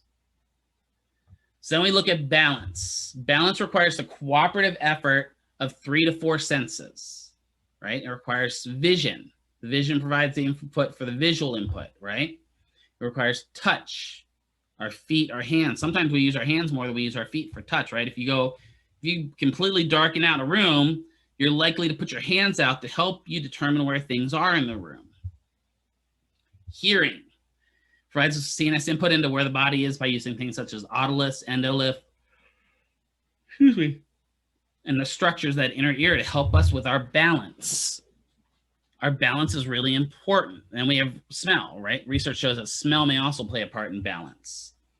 So all of that comes into play. If I knock out one of your other senses, one of the other senses will heighten in order to help that. So if I knock out your vision because I put a blindfold on you or I put you in a completely dark room, you'll start relying more on hearing, more on touch to figure out where you are in space. If I knock out your hearing, if I put earmuffs over that completely block out hearing, that can throw off people's balance. And now they're going to rely more on vision and more on touch. And you can tell the people that have problems with that hearing or the vestibular portion of balance by the way they walk, right? Because if you see somebody that's got more of a vestibular issue, when they're walking, their base of support's a little bit wider, right? They're taking slow, very controlled steps. They're relying more on touch to tell them about balance than they're relying on hearing. A person that's relying more on vision for balance, what do you see them doing?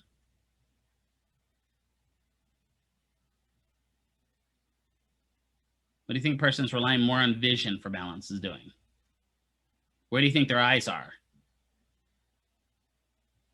Looking to the ground. Exactly, right? These are the people that when you're walking with them, you're like, pick your head up, Mrs. Jones. And her head goes right back down. And what she's worried about is stepping on something and falling. So she's using her vision for input. Probably also, if you tested her, her peripheral vision's not the best. So we have our peripheral vestibular system, the stabilization of visual images on the fovea of the retina, which we talked about, helps us when our body is moving. It maintains postural stability, especially during movement of the head. It provides consistent information for spatial orientation and consists of the semicircular canals along with the two otolith organs. We're going to really hit this in vestibular. But your peripheral vestibular system allows you to focus on one item and rock your head back and forth and still focus on that one item, right? Or track that item as it moves around, right? If your peripheral vestibular system's knocked out and I hold up my flashlight and I tell you to follow the light, right? Follow the light with your eyes and only your eyes. What are you going to follow the light with? If your vestibular system's knocked out. Your head. Yeah. You're going to be like, okay, following the light. And the officer's like, no, follow it with your eyes. Okay, I got this. Right? Live PD used to be great for that. Watched it every Friday night and they pull somebody over and like, okay, follow the, right? It's amusing, right? But, you know, here's the thing is if you know how, I mean, you can beat a field sobriety test if you have the ability to do this type of things, if you know what they're looking for. Now, it doesn't always mean that you're smarter than the field sobriety test, because once you start consuming alcohol, your cognitive effect starts going down. But it's what they're looking for, right? Have any of you ever seen all the field sobriety tests? So they do the visual tracking, right? What are some of the other field sobriety tests they have you do?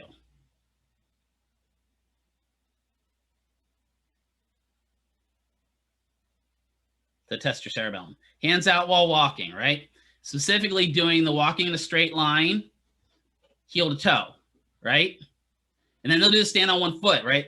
So ABC backwards, I can't do when I'm sober, so that's not gonna help. Z, Y, I'm done.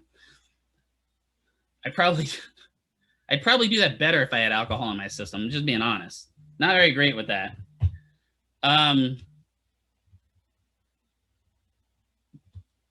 That's probably why they do it, right? Let's see if you can do it. So stand on one foot's the big one, right? But it's important because they tell you more than just stand on one foot, because listening to the instructions is important. They tell you to raise your foot up how far? Does anyone know? 6 inches, good. Point your toes to the ground and look at your toes, right? Well, why do they do all that? Well, because there are multiple commands in that. I'll have to look at that in a second here, right? There are multiple commands in that. What they're looking for is not only what you're doing, but what you're not following. The nose of this. Yep, finger to the nose. Right? Does anyone know what this is checking for? What the condition's called if I'm doing this?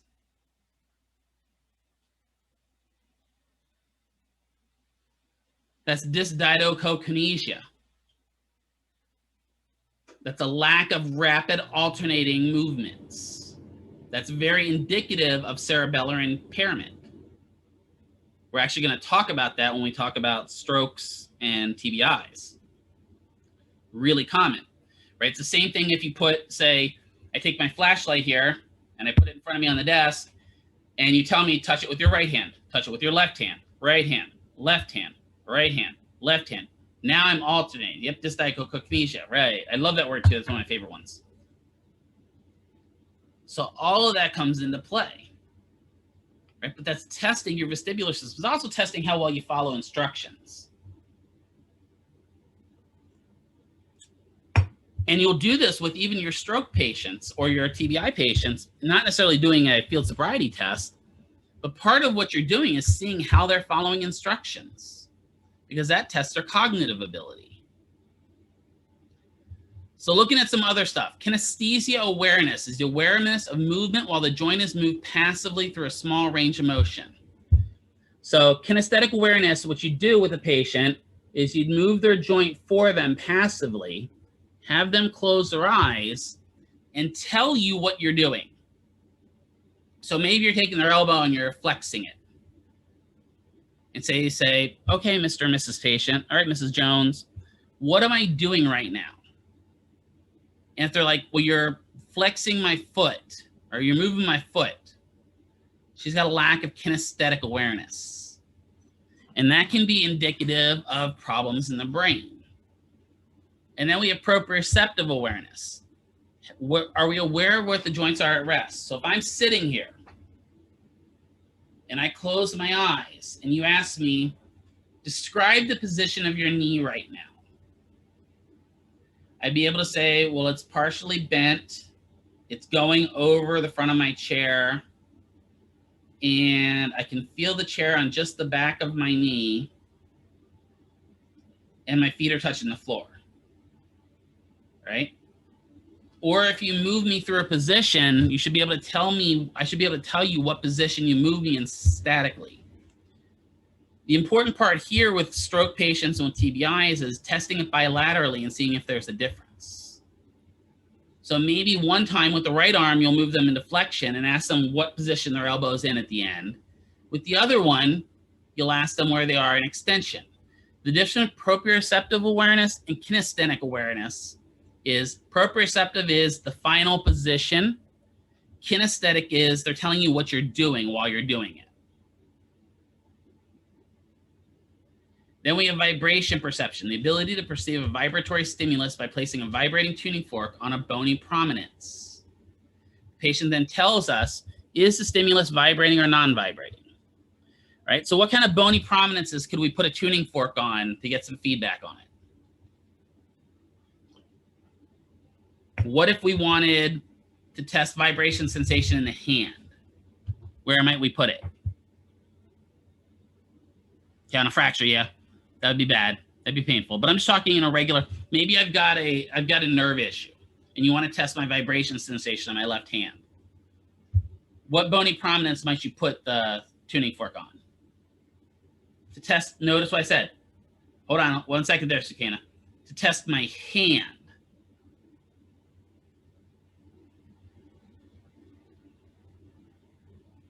What's a big, nice bony prominence you have on the back side of the hand that we use a lot? That's still on the bone, the wrist. You're getting closer. Let's go down to the hand itself. What do we use as a fulcrum for some of our hand movements? Capitate. There you go. Good, right? Now, maybe we're testing the arm. Now, if we're going to test the distal arm, we might test either the styloids, right? We may even test that pulley system on the back here, or if we want to test further up the arm, maybe the olecranon. Okay, let's go down. Say you wanted to test my vibration sense on my hip. Where might you put the tuning fork?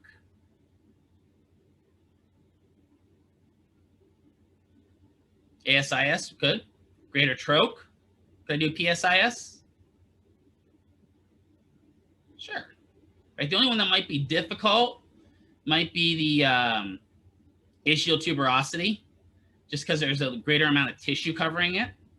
I could do the pubis symphysis, although that would be a little awkward.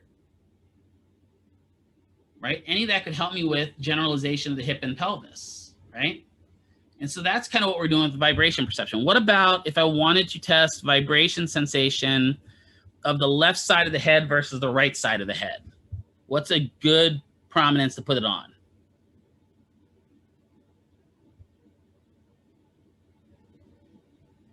Good prominence right back here, behind the ear. Mandibular fossa could be, yeah. That's going to test more kind of down here. But that, what's that big bony point back here? Mastoid, yeah, right? And have any of you seen bone conduction headphones yet? Yeah, they're a little weird. Has any of you tried them? So Jairus tried the bone conduction headphones. What did you think?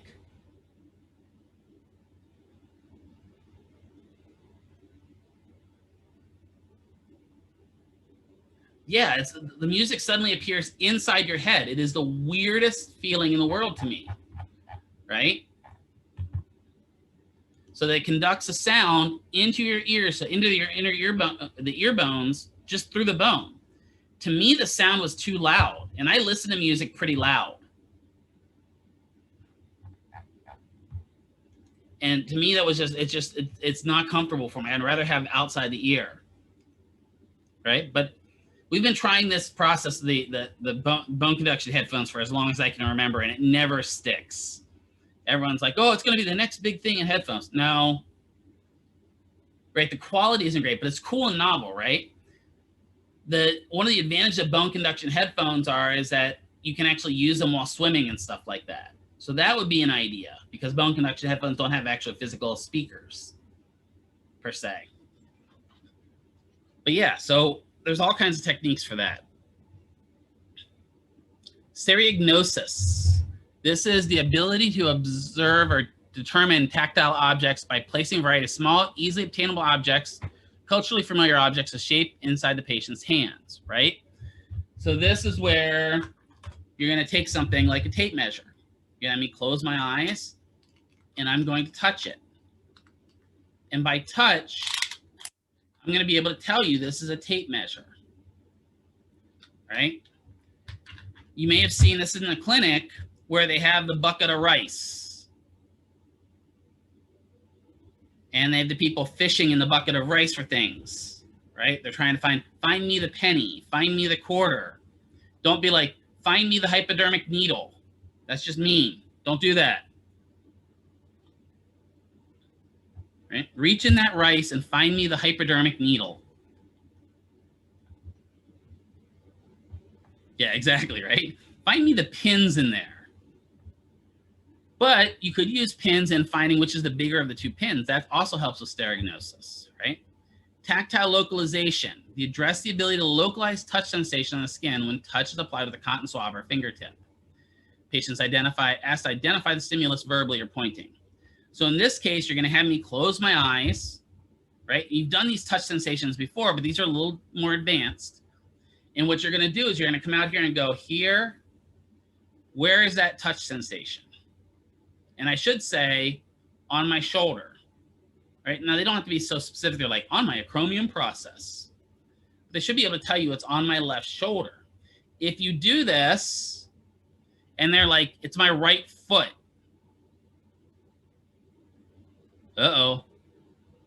We got some tactile localization problems, right? Not a good thing at that point. That tells us the patient's having problems figuring out what's going on with their body. I've had it before when I've done tactile localization that I touch their left shoulder and they tell me it's their right shoulder. That tells us that something's going on in that desiccation, the splitting of the brain.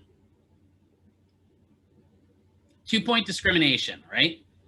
This is where you have that anesthesiometer, which looks like the throwing star. And you'll have two different tips. and then you touch the patient with those two different tips, and you progressively move those tips closer until they can't tell that they're two tips, right? But what if you don't have one of those anesthesiometers? Well, you can use paperclip, right? I can take out a paperclip. Let me see. I'm pretty sure I got paper clips in here. There we go. I got a paperclip. I got everything in my drawers here. All right, so I can take a paperclip. I can do the same thing. I can make an anesthesiometer really quick. Boom, I've got an anesthesiometer. Now I can touch that to them.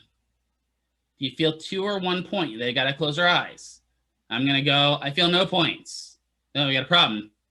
Let's go to this side. Do you feel 2 or 1 point? I feel 2 points. And move them closer together. Do you feel 2 or 1 points? I feel 2 points. Move them even closer, just making sure they're two separate. Now I feel 1 point. And based upon the idea, if there is 2 or 1 point doing it, will help us determine how bad their sensation is. What do you think? What type of patient might be really important to do 2-point discrimination with? What specific condition where they lose sensation in their feet?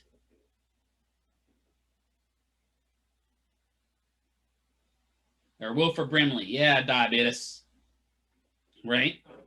Because what if you've got the points really wide and they're like, 1? That tells us their 2-point discrimination is bad, which means they're likely to injure their foot. If they're likely to injure their foot, we need to figure out a way to prevent them from injuring their foot. Double simultaneous stimulation. This sounds kind of dirty, but it's not. Examination of the ability to perceive a simultaneous touch stimulus on opposite sides of the body, proximally and distally on a single extremity, or proximally and distally on one side of the body using a fingertip. The patient then determines if there is 1 stimulus, 2 stimulus, or how many, right? So at this point, again, you're going to have me close my eyes, and you're going to trick me. You're going to be like, okay, I'm going to touch your shoulder. Tell me how many fingers you feel. I don't feel any. Okay, great. Tell me how many fingers you feel. I felt 2. How many fingers do you feel? I feel 1. It helps determine if they've got bilateral sensation. So for me, if you did this for me and you're like, okay, now I'm going to touch your upper arm. Tell me how many fingers you feel. I feel 1. I feel my right side. I don't feel the other side. That tells you if I'm your patient, I've got sensation problems, right? Graphesthesia is probably one of my favorite ones, but it's also one of the ones I'm horrible with. Examines the ability to write letters, numbers, or designs traced on the skin using a fingertip or eraser and of a pencil. Patient's able to identify the figures drawn on the skin. Don't do graphesthesia. Like, hold on, I'm going to do graphesthesia. Don't do it with a marker or a pen or something like that, right? But I could take this marker and use it, right? And go, okay, so I'm going to draw a letter. Tell me what letter I draw. I don't know, right? We used to do this as kids. Do you remember doing that as a kid where you'd write on somebody's back and ask them to identify what you're drawing, or you draw something silly? You tell them, what did I draw? Right? That was testing our graphesthesia. The recognition of textures, ability to differentiate between different textures. So here I have 2 different Oakley bags, right? They both have a little bit different texture. This has a little bit more of a, I don't know how to put it, more of a rough texture to it. This is a little bit smoother. So a patient that has recognition of texture should be able to do that. They should also be able to tell you if I give them something like this and I give them a piece of sandpaper, or maybe instead I give them this. They should be able to tell you which is rougher, which is smoother. Barygnosis. This is not the ability to recognize the president's son. Baron.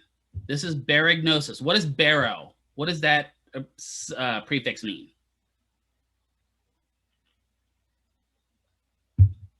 Pressure, yeah, right? So if the weatherman says the barometer is going to go off the charts today and it's going to be very heavy outside, what does that tell you? Those of you that have allergies. Probably going to walk out and have a headache, right? Because the barometric pressure is pressing down, sneezing and headaches. Yeah, right? Or sometimes the barometric pressure is non-existent and then everything's lifting up into the air. You may get the same problem. But for barognosis, what you're going to do is a recognition of weight, discrimination of weight, stuff like that. They'll be able to indicate whether the object is lighter or heavier. So this would be one where maybe you give them a pillow like this and you give them a remote in the other hand. They should be able to determine which of those is the heavier object. Or you give them a 3-pound weight and a 4-pound weight. That's not very fair. Because between 3 and 4 pounds is not very easy to determine, right? But if I give you a 1-pound dumbbell and I give you a 10-pound dumbbell, you better be able to tell me which is heavier and which is lighter. You don't want to give the patient a dumbbell and go, how many pounds is that? Because as human beings, we are wired not to tell weight very well. I don't know what it is about us, right? In particular, our own weight, we're not very wired to tell correctly. Well, I only weigh 95 pounds, John. No, you don't. You haven't weighed 95 pounds since 2nd grade. But you should be able to tell who's heavier, right? We did this as a kid too, right? You picked up your one friend, you picked up the other, and you were able to tell which of those was the heavier friend. And maybe realize that you wouldn't pick somebody up like me as a kid because you're going to strain your back. Patients, right? You've done this probably in your 2 weeks. You've transferred a patient and maybe you went to transfer that patient and you're looking at them, they're like, oh, this is going to be a cakewalk. And then you get hands on them. Did anyone have this? You get hands on them and you start transferring them and you realize, oh boy, they're a lot heavier than they look. Did anyone have that encounter on your 2-weeker? Yeah, right? People can be very deceptive in their weights. And so it's important to understand when, okay, this patient's heavier than I expect, either I need to get help or I need to change my position for transfers. Some common sensory impairments, abarognosis or dysbarognosis. It's the inability to recognize differences in weights. Makes sense. If barognosis is a recognition of weight, dys or abarognosis is the inability to recognize weights. Alesthesia. This is that sensation that I talked about when I said, I'm going to touch the left shoulder and they report that it's in the right hip. This is a sensation experienced at a site remote from the point of stimulation. If a patient is having a heart attack, where is their alesthesia sites going to be?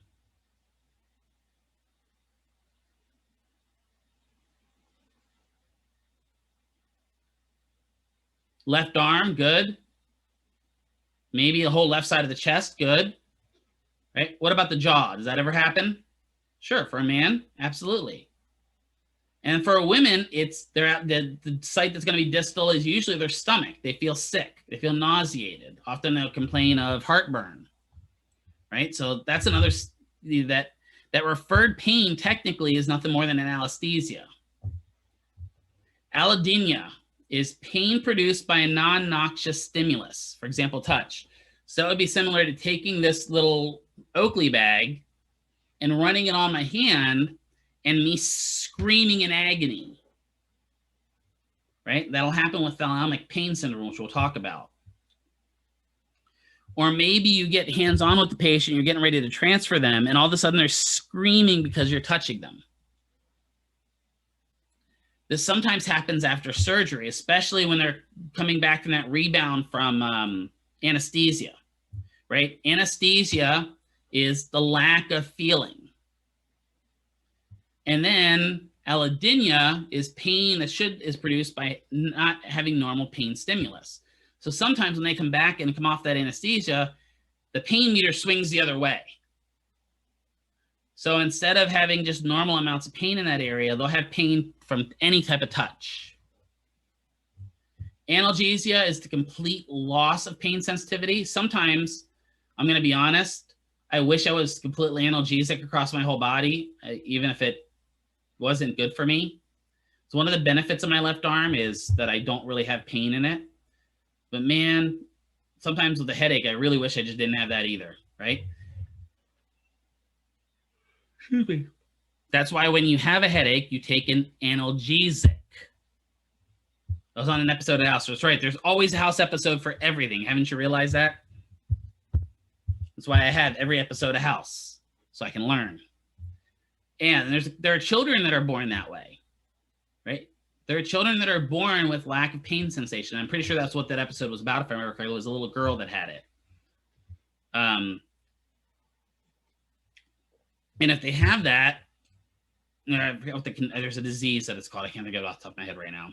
But if they have that, think of what your life would be like if you never felt pain. Some of you are like, well, that'd be awesome.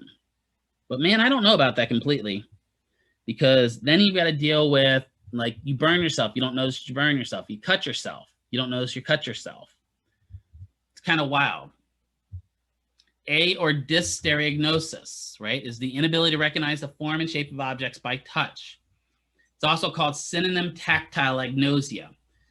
So whenever you see agnosia, right, it is the inability to recognize.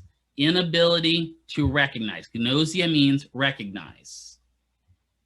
So synonym tactile agnosia means you're not able to label something by touch. Inability to recognize object by touch. So that would be, you give me, I don't know, what kind of objects do I have around here? Let's see. Okay, here I got a pair of scissors. You give me a pair of scissors and you tell me, what are you touching? Now, I already know, because I saw these, that they're a pair of scissors. But I can manipulate them with my hand, but I can't tell you what they are. I couldn't describe it to you. It's kind of a weird sensation. Now I move them over here. All right, there's my sharp tip of my scissors. There's one hole, there's another hole, there's the finger clip, right? So astereognosis is the inability to recognize form and shape of objects. Atopic nausea, the inability to localize the sensation. So how would you test for atopic nausea? If you're testing me and you wanted to figure out if I could localize or recognize the place where you're touching me, what would you tell me to do? First of all, you'd have me close my eyes, and then what would you do? Jared's got that part of it down. And then you're going to touch me somewhere, right? And you're going to say, tell me where I'm touching you. And only good touches, no bad touches. Right? So you're going to touch my right fingertip. You're going to touch my right fingertip. My left hand. Great job, Mr. McKeever. You're going to touch my left palm. I did it again. It's not my day today. You're going to touch my lower back. You're going to ask me to identify it. And if I can't identify it, I can't localize it's a problem.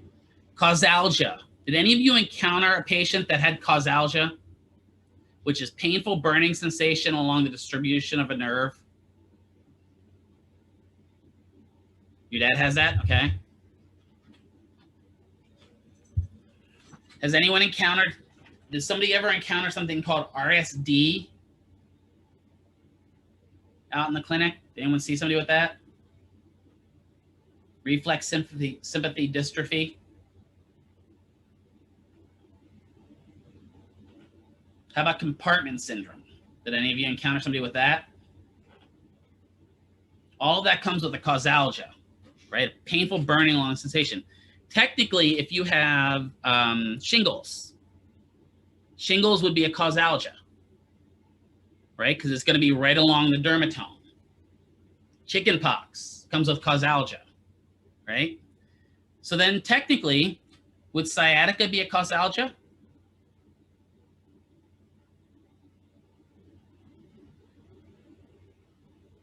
I'm seeing some nodding of heads, right? Yeah, it would be. Dysesthesia goes along with, we have that one back here that was allodynia, pain processed by noxious stimuli. So this doesn't only have to be touch for allodynia. This can be just sitting down and getting painful, right? Walking is painful. Dysesthesia is specifically pain experienced by touch, right? So imagine, again, let's take you, for those who have significant others, I'm not picking on those who that don't, trust me, but you have a significant other that develops dysesthesia and you can no longer touch them because every time you touch them, it's painful. Right? Just imagine what that does to intimacy and the relationship. This is why a lot of patients that end up with any form of a disorder, guess what happens to the relationships? Do you think they last long?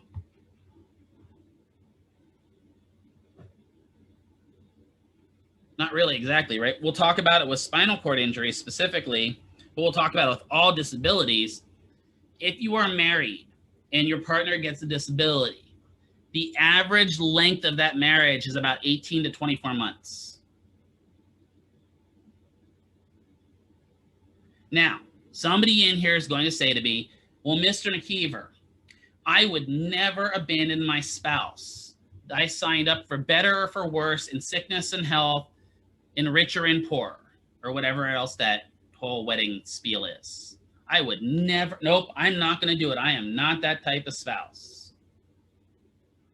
Until you're cleaning their poop off your bed. Until you have to do everything by changing their catheter. Now, does that mean that there aren't people out there that go through this and life is normal and nothing changes? Absolutely, it happens. Right, there are those marriages that break the norm. You know, my wife, we got together in, yeah, exactly. That's what happened with me. We got together in 1998. We were married in 2001. She got diagnosed with her disorder in 1999. I started becoming a full-time caregiver for her in about 2004. And we lasted till about 2011. So we broke the norm of that whole 18 to 24 months. But even my relationship, I'm going to be openly honest, my relationship went from being a spouse to being a complete caregiver. And honestly, a parent. You're exactly right. So our relationship failed. I'm not saying our relationship was the strongest to begin with, mind you, please don't think that. And I'm not saying I'm the greatest spouse in the entire world, because trust me, I'm not. But it just goes to show that that can happen. Right? That affects relationships. And it just does. There's no way around it, right? So Hypo Algesia, if you see Hypo Algesia, what I want you to note here is there's one letter missing, and that is Hypo Algesia. And that's because, you didn't sign up for this exactly. That's because when you write a, you know, when you do those prefixes followed by a suffix word, right? When you have two vowels, and this is just the way it's worked out, when you have two vowels, especially in Latin, you usually drop one of the vowels. So Hypo Algesia is the same as Hypo Algesia. That means decreased sensitivity to pain. And then you have hyperalgesia, which would be very similar to causalgia and back here to allodynia, right? Which is increased sensitivity to pain, right? Some of us in here probably have hypoalgesia, meaning that that's that high tolerance to pain. And I always love it when I hear patients say, oh, I got a high tolerance to the pain. And you see them over there popping their Vicodin, right? They don't have a high tolerance to pain. They just are having a decreased sensation to pain, right? And any of you know somebody that says that, oh, I'm not going to suffer because I got a high tolerance to pain. Maybe. Right? And usually those patients that have high tolerance to pain, you'll see it in their vital signs, how much pain they're in. Whereas hyperalgesia, right? This is the person that stubs their toe and it ruins their day. Right? You get a little itsy bitsy boo-boo, you get a paper cut, and because you had a paper cut, you had to go lay down. Right? Because you're hyperalgesic, you're increased sensitivity to pain. Hyperesthesia and hyposthesia are the increased sensitivity to physical sensory stimuli. I feel attacked. So what you're saying is you're having a hyperesthesia right now to physical stimuli? So go there. Palinthesthesia is the loss or absence of sensibility to vibration. And I know that's coming right now as everyone's going, do I have to know all these? You do. So these are good things to study, especially when it comes to your boards. Paresthesia, you've already encountered, right? Paresthesia is numbness, prickling, tingling without an apparent cause. I have paresthesia of my right arm. Or my left arm. My right arm's starting to get some paresthesia as well. I think my C6 is starting to collapse. And then here's that Thalamic Syndrome, which I talked about. This is a vascular lesion of the thalamus resulting in sensory disturbances. So all of those sensory sensations go up to the thalamus and get processed. So when you get a vascular lesion or a problem, basically a growth on the thalamus, it can lead to sensory disturbances or partial and complete paralysis of one side of the body, usually associated with severe and boring type pain is a very common term you'll hear from them. This does not mean like, oh, yeah, well, I've got pain, but it's kind of boring. That's not the type of boring pain I'm talking about. Boring pain means literally a person's going to say, somebody feels like they're shoving an ice pick into my ribs. That's a boring type pain. Sensory stimuli may be all out of whack, may produce exaggerated, prolonged, or painful response. So maybe we put heat on them and it burns them, even though it's a really low heat. Can we do anything for Thalamic Syndrome as PTAs? Is there any way we're going to cure that?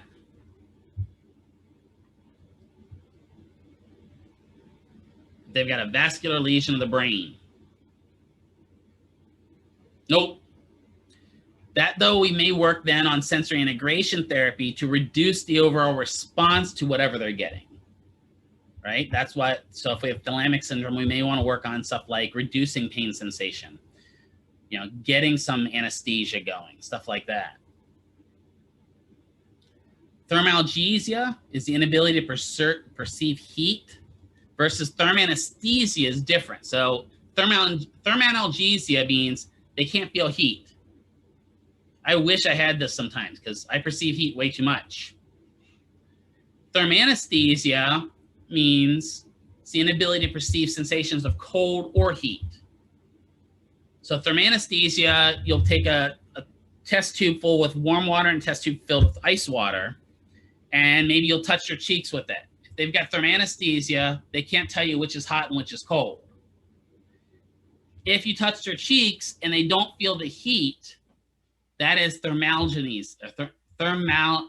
I can speak today. Ugh, lots of hard words here. Therm hyperesthesia is increased sensitivity to temperature change. Some of you had that when you first came into my classroom. Therm hyperesthesia is decreased high temperature sensitivity. That happens when you go into shock from, what's that condition called? Where you're really cold.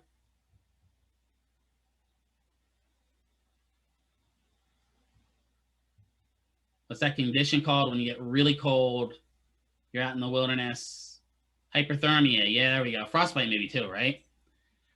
Right. Hyperesthesia happens, and the inability to perceive cold happens because you'll see this a lot. There's a whole write-up about this group that I want to say it was Kilimanjaro they were climbing. Don't quote me on this, but I'm pretty sure it was Kilimanjaro. But this whole group went up to climb Kilimanjaro, and they got stuck on the side of Kilimanjaro because of a huge snowstorm. They couldn't go up, they couldn't go down. They were stuck on the side of the mountain. And a few days later, they sent up a rescue party to find them, and they found the people. Most of them were stripped naked. And they were, 10, 20, 30 meters from the camp, or they ran away from the camp. Well, what had happened is they went into so bad of hypothermia that their bodies switched and things got hot. So they started stripping off the clothes, which is the worst thing you possibly can do in really cold climates.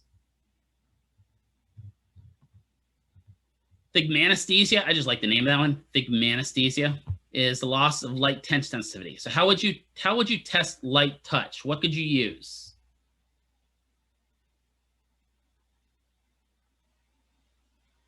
Feather. Yeah, feather though tickles people, right? I could use this, right? So just because you don't always have the tools that you might not have a brush, you might have something like that. Use what you got. I can do light touch with my finger. I just have to make sure that I lift it just barely on the skin. So when we're testing these senses, what do we have to do? Well, we have to be in the right environment, right? And the environment should be administered in a quiet, well-lit treatment area with patients either in a sitting or recumbent position. Patients should be wearing therapy-appropriate clothing for sensory testing. So if I need to test their legs, they should probably have on what?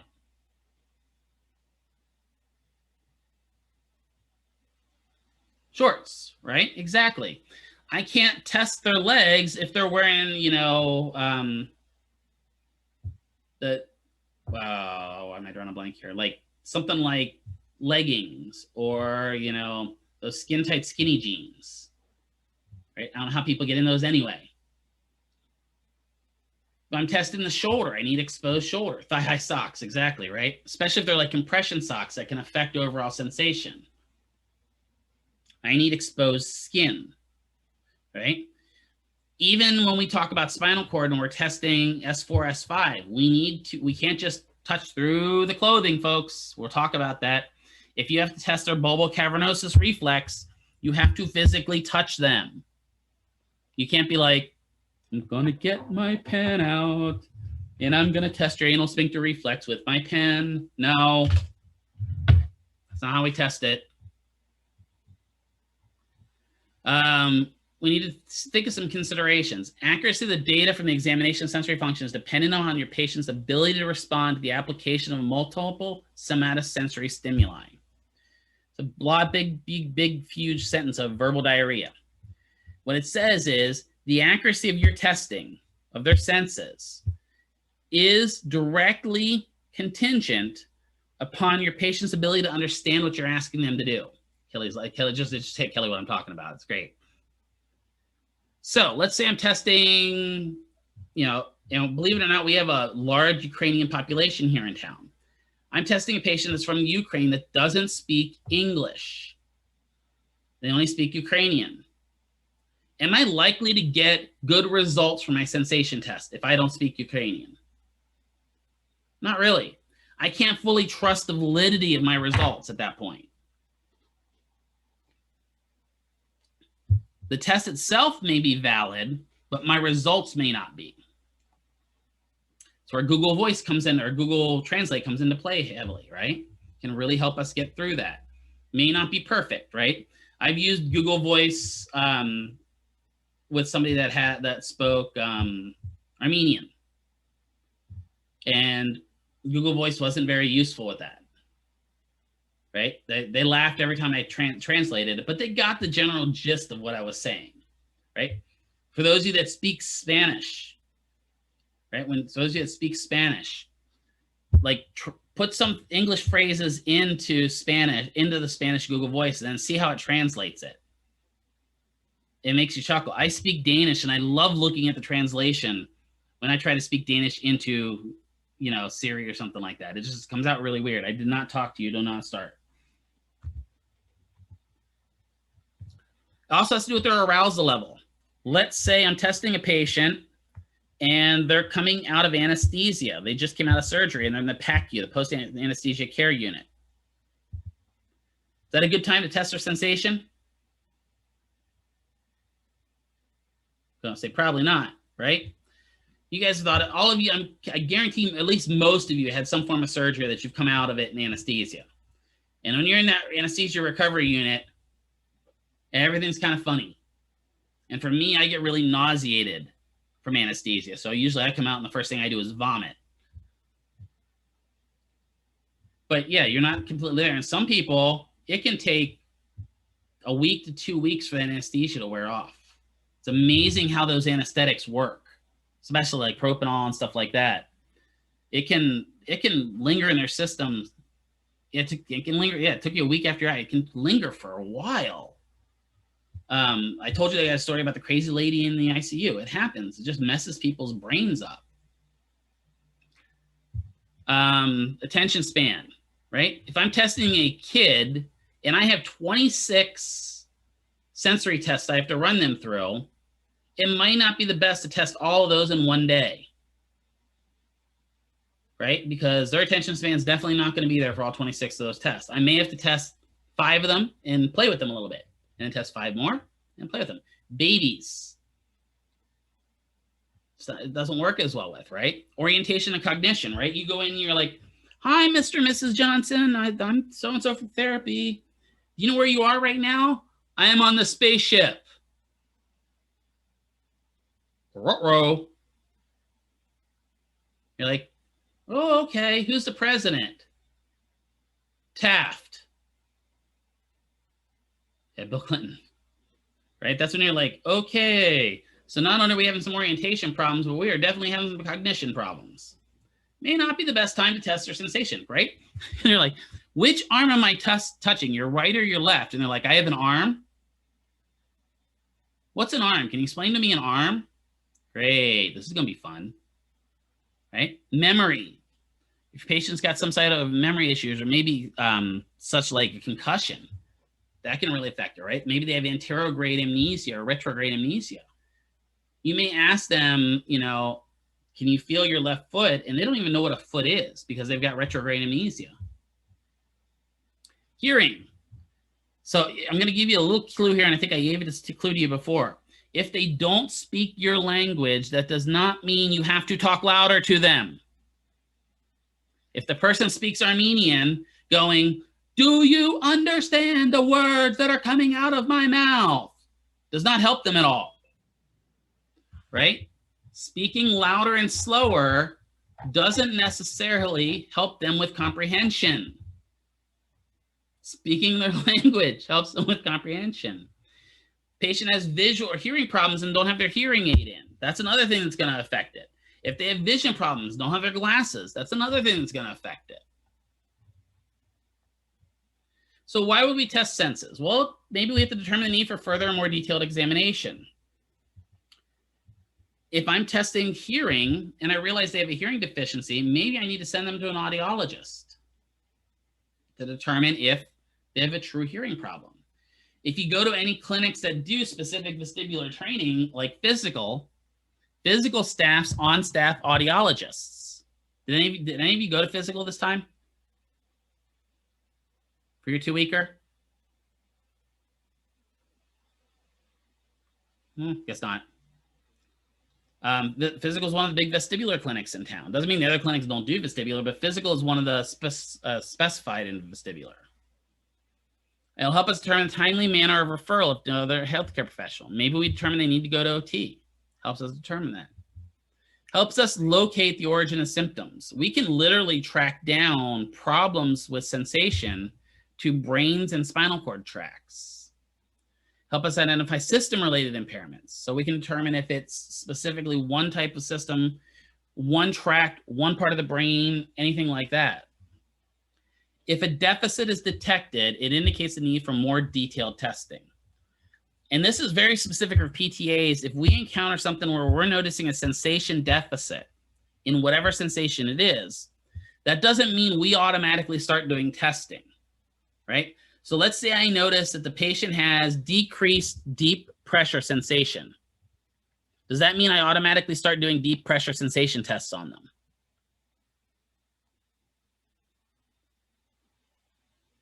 No. What should I do?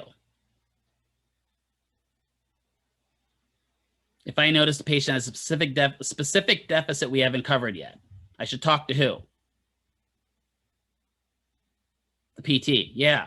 Right, because we may need to eval that. We may need to get a referral for that. Maybe I'm noticing deep pressure, and we're seeing them specifically for a musculoskeletal problem. We may need a referral for a neuro problem as well. It'll also help us narrow the origin of symptoms. Now, what if I'm doing this and the PT is like, hey, can you run them through this test, and this test, and report back to me? Then we can do those tests. But not until we've gotten clearance to do those tests. We don't just automatically do the test. Can provide insight into the cause of functional limitations, right? What kind of equipment do we need? Pain. We need some sort of a thing that can help cause a little bit of noxious stimuli. It should not be sharp enough to risk or puncturing the skin, right? A pen tip is good enough to elicit pain, right? Edge of the nail, good enough to elicit a little bit of pain. Edge of the thumb on the breastbone, definitely enough to elicit a little bit of pain. A pin or a bent paper clip works well. One sharp and one dull end can work. There are all kinds of neurological pins out there to help test for pain. I'm not going to grab a hypodermic needle and stick it in somebody, right? That was another episode of House, actually, now that I think about it. When Foreman got rabies, because one of the things rabies does is decreases your sensation to pain. Pulls out a hypodermic needle and sticks it in his arm, I believe. Right? Told you there's a House episode for everything. We're not going to do that with the patient. It's not like, oh, I wonder if you have some pain problems. Stick hypodermic needle in them. No, don't do that. Slaps him, yeah. Do you feel that? Hold on. Let me square up. Whack. Great, how does that feel? Or kick them in the head. All patients are liars, exactly. Learn that from House too. Temperature. Test tubes work well with stoppers. Fill one that's warm, one that's cold. Can use ice massage cups for cold. That works well too. Hot packs work well. A cold pack and a hot pack can really help you test temperature sensation with hands. There's a thing called a tip therm, which is a thermal instrument used to monitor the gross temperature, perception of heat in the feet. It's really used for patients with diabetes. Or you can flip a switch and it'll take the tip and make it hot or cold. Light touch, we can use a camel hairbrush, cotton balls, tissues. Vibrations, tuning forks and headphones work well. In the pediatric world, we actually use vibrators as well. You know, not the ones you might find from like adamandeve.com, but there are specific therapy vibrators that are out there for therapy. And believe it or not, in autism spectrum disorders, a lot of times we will use those on specific key points of their body to calm them down. Made some of you laugh at least. Stereognosis. There's just slew of things we can use. But please make sure if you're testing their ability to find stuff and identify stuff, it's stuff that's relative to them, right? If you've got somebody maybe that works in the construction industry, different types of screws might work, right? But if you're asking them to identify the difference between, you know, a cross-stitch needle versus a sewing needle, they're not going to know the difference. You need to make sure they understand what it is, right? Somebody that deals with money all the time may be good with coins. I'm pretty confident that if you ask most people that are, you know, millennials and stuff like that, and you ask them to identify coins, they're probably not that great at identifying coins by touch, because coins have become less and less useful. Now, if you ask them to identify which is a credit card and which isn't a credit card, pretty good at that. 2-point discrimination is that anesthesiometer, right? So here's the key thing with an anesthesiometer. It is not a very specific instrument. It is a very sensitive instrument. Do you remember the difference between specific and sensitive?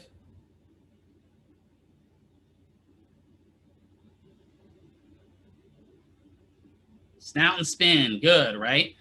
So specific stuff rules stuff in. Sensitive stuff rules stuff out. So the anesthesiometer is really good for ruling out problems with discrimination. It's not so great for ruling them in. There are other stuff we can use for that. Recognition of texture is big. Oops, that was fast. That's not what I want to do. So we can use sandpaper. We can use paper clips. We can use regular paper. There's all kinds of things we can use for recognition of texture. You're going to find this semester you have a lab with Dr. Avresco, and we're going to talk about a lot of that.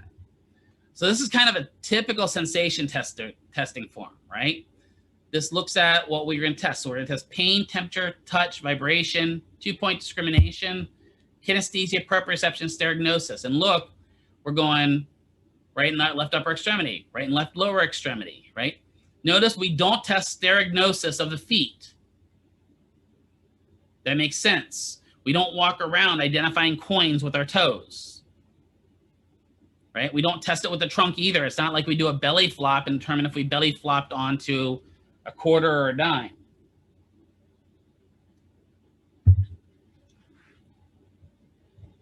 Kinesthesia, we're not going to test that. Proprioception, we're not, but we're definitely going to test the discrimination at that point.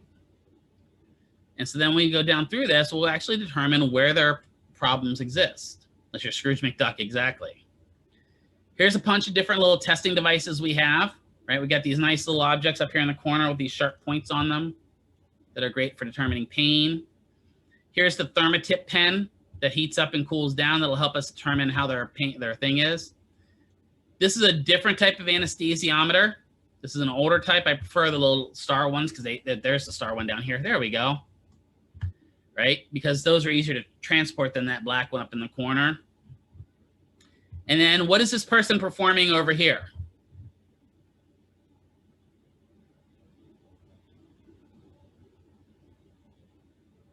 What are they trying to determine? What are you testing for there? What it is, yeah, good, right? That's that sterignosis thing, determining what's going on. And if you notice in this one, they give visual representations of what she's going to encounter. That can be really useful in somebody that's first recovering from a stroke. So you give them those little visual representations and you say, find me the hairbrush. And so then if you notice, there's only 3 cards here, but there's a bunch more objects here. So she has to go and find the object that we tell her to find. And then we score her on how she does. All right, that's it for that lecture. I want to go back to the patients from the last lecture real quick, and then we'll probably let you guys out of here a little early here. So let me get back to my ones from last lecture.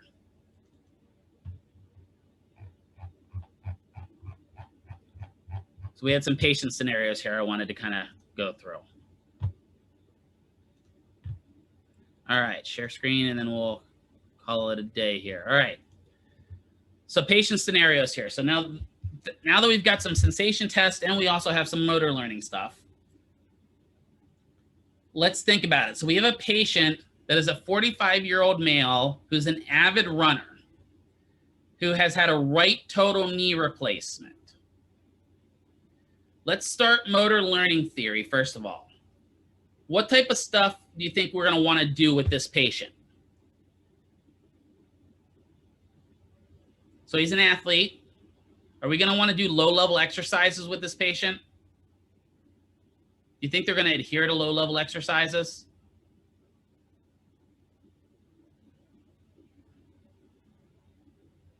Well, first of all, they're male, right? Yeah, they're not. First of all, they're male, right? It's too easy, right? So what if we wanted to do some functional activity? Well, we can have running, obviously, but probably not going to run right off the bat. So what other type of aerobic activity could we do with him that might be functional that will help him get back to running and still move that knee around? Walking upstairs, good. Dynamic activity, good, right? Any type of balance stuff or cutting type drills.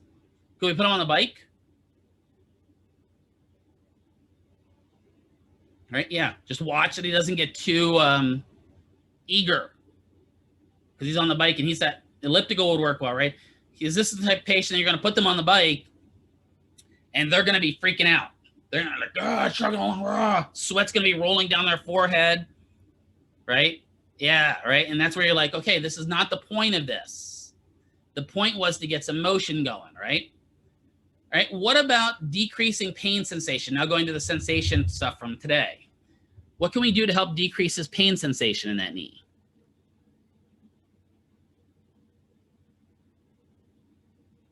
Gait control theory, good. So like what kind of stuff do you use gait control? Ice massage, excellent, good. What else is in our toolbox that we could use?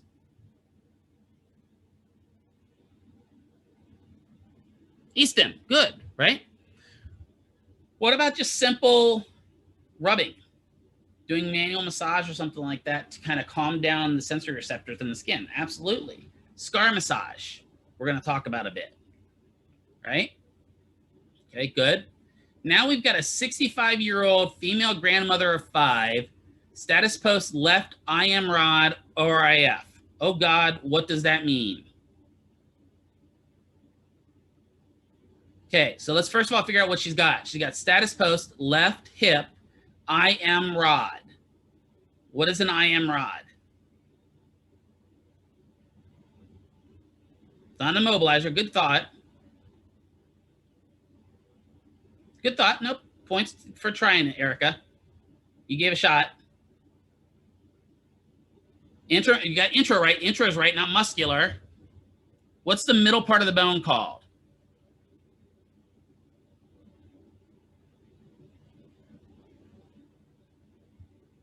Medullary. There we go. So intramedullary rod. So that means they put a rod down through the center of her bone. She probably broke her hip, right? And then it says ORIF. What does that mean again?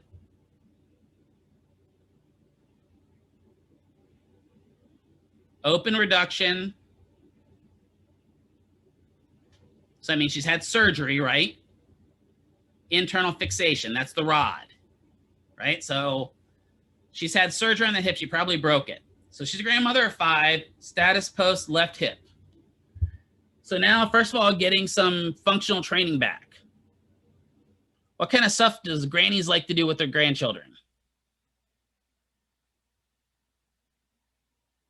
Pick them up. Yeah, hold them, right?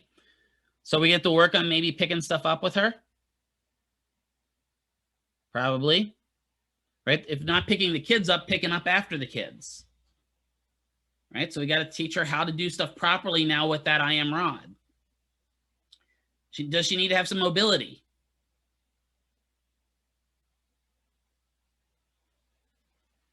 Yeah, we're probably going to do a lot of walking with her to normalize her gait back to normal, because that's going to be one of the key things with her. Can we use the grandkids in this therapy? Yeah, right? Get the grandkids involved. That is going to get her buy-in, right? Teach the grandkids her exercises so they can do them with her, right? It doesn't hurt for the kid to do the exercises, right? Now let's think again, sensation. So we've got a couple of sensation problems here with this patient, right? So she's got the surgical site, which is going to be a big, long scar. And she also has the pain from the bone being basically intubated, shoving a steel rod in it. So we already kind of talked about E-stim and maybe hot or cold, right? What other options do we have? Do we want to do ultrasound on this? All right, good. At least we know that. Why would we want to do ultrasound?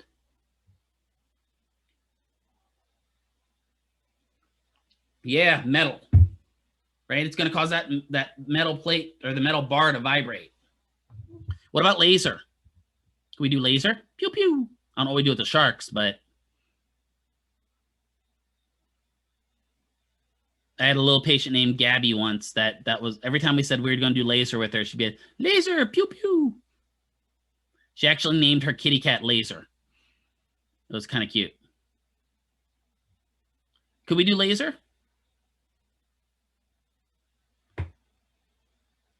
Mm-hmm. Yeah, right?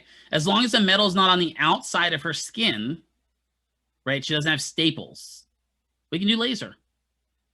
The laser is not going to get deep enough to heat up that metal of that rod. But if she's got staples, we're out. Laser's out. You can't do it, right? What about stretching? Would that help with pain? Yeah, right? Any type of manual therapy. Maybe not so much joint mobilizations, maybe some grade 1s and some grade 4s, but not a lot of, grade 2s, grade 3, not a lot of large amplitude mobilizations. So that'll help calm down that sensation. All right, now we get the fun patient. 16-year-old male wrestler, status post right rotator cuff grade 2 sprain. Oh boy. Right? Grade 2 means we had what?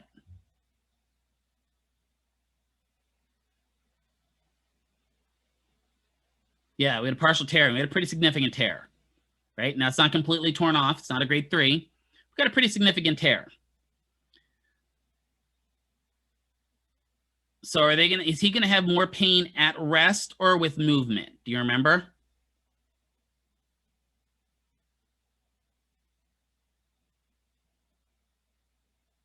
Yeah, it's going to have a little bit more pain with movement because the muscles aren't able to activate as much. So now you're working with him, and we've got to get him back to doing functional activities. Right? So wrestling is big to this kid. Are we going to want to wrestle around on the mat with him? Probably not. Not on a grade 2. But could we do wrestling type moves with him, right? So getting his arms out to the side in the position he can get to start, or maybe getting up on quadruped like they start sometimes for wrestling. Absolutely. Right? What about sensation? I've got that grade 2 sprain on my shoulder. The only thing I'm really going to be able to do for that, could I do ultrasound here? Yeah, I absolutely could. Right? What type of ultrasound am I going to do?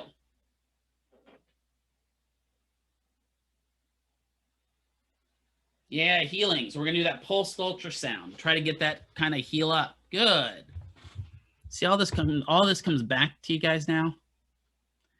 Now we've got an 85-year-old male living in a SNF, status post right severe infarct stroke of the MCA. So he's got a middle cerebral artery stroke, severe right infarct. What do you think this patient is going to look like? It's going to be a hot mess. Yeah, this patient's going to be rough. Not very mobile, kind of bedridden, right? Probably already wasn't the most mobile person in the world at 85 living in a SNF, right? So do our goals change with this patient? Yeah, right? We're probably going to move from quality of life to maybe even starting to think about quality of death. Because at 85, he's starting to get up there in years, and I know we don't want to think about our older folk like that, but 85, he's lived a good long life, right? Like if I lived to 85, I'll be impressed. If I make it past 50, I'll be impressed, right? At 85, you know, he's lived a good long life, and that severe stroke's going to be a problem with him, right? What side of the body is going to be infected? Left side, good, right? He's got a right stroke, so it's the left side of the body is affected. So sensation work, we're going to do a lot of touch work on that left side, right? Because we want to get him to identify that that side exists, especially with an MCA stroke. We're going to find out, you know, with different types of strokes, certain strokes are more affected in the upper body than the lower body. Certain are lower body more than the upper body. Some of them are complete hemiparesis, right? So we're going to have to work on him, figuring out what's causing problems. Are we worried about joint subluxations with him?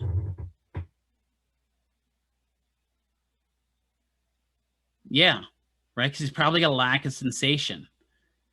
So positioning is going to be key, right? So what position, say we're seeing him in the hospital and we're leaving him back in bed. What kind of position do we want to leave him in?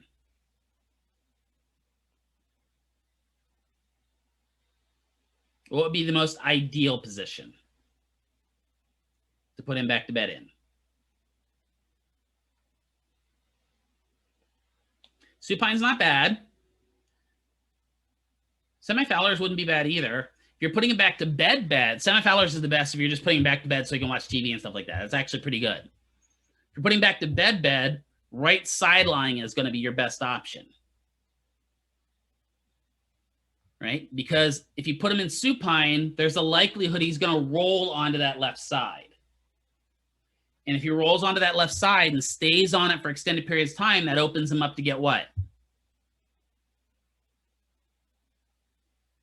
Bed sores, pressure injuries, right?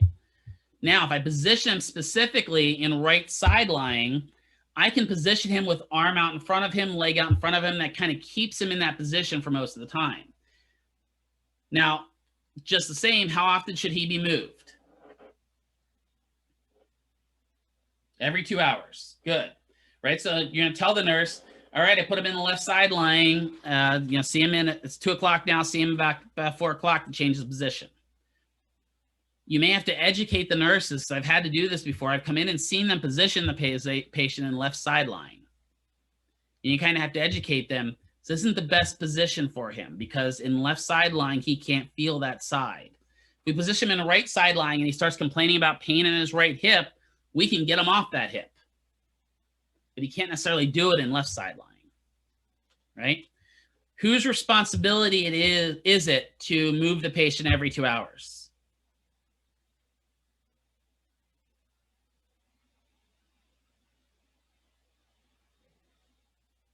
There we go. There's the right answer, Michelle. CNA and probably nurse is a good answer there, Erica, but it's everyone. Because let's say that you come in and you're coming in to put your time up on the board that you're going to treat him for the day.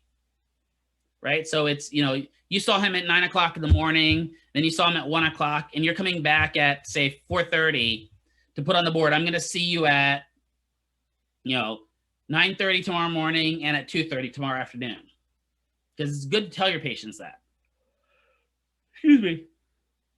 And you come in and the patient's still in the same position you put them in 3 hours ago.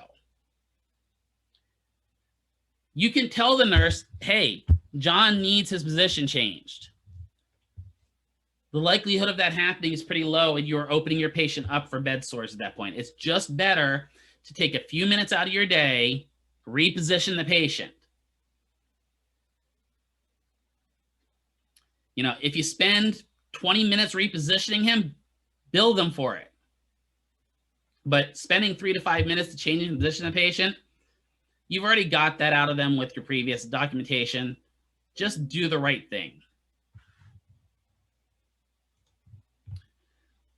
Does that make sense? Do the patient scenarios help you guys a little bit? Start thinking about some of that stuff? All right. So that's it for this. I'm going to stop recording. Or before I stop recording, does anyone have any questions?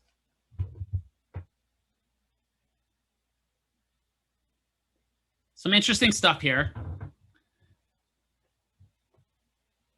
You could, yeah. You could move him to semi-Fowlers. You may move him in prone. You could position him in prone too, Anthony, as long as when you position him in prone, you position him with his head, his right side of his head down, and his left arm and leg kind of out to the side. Does that make sense?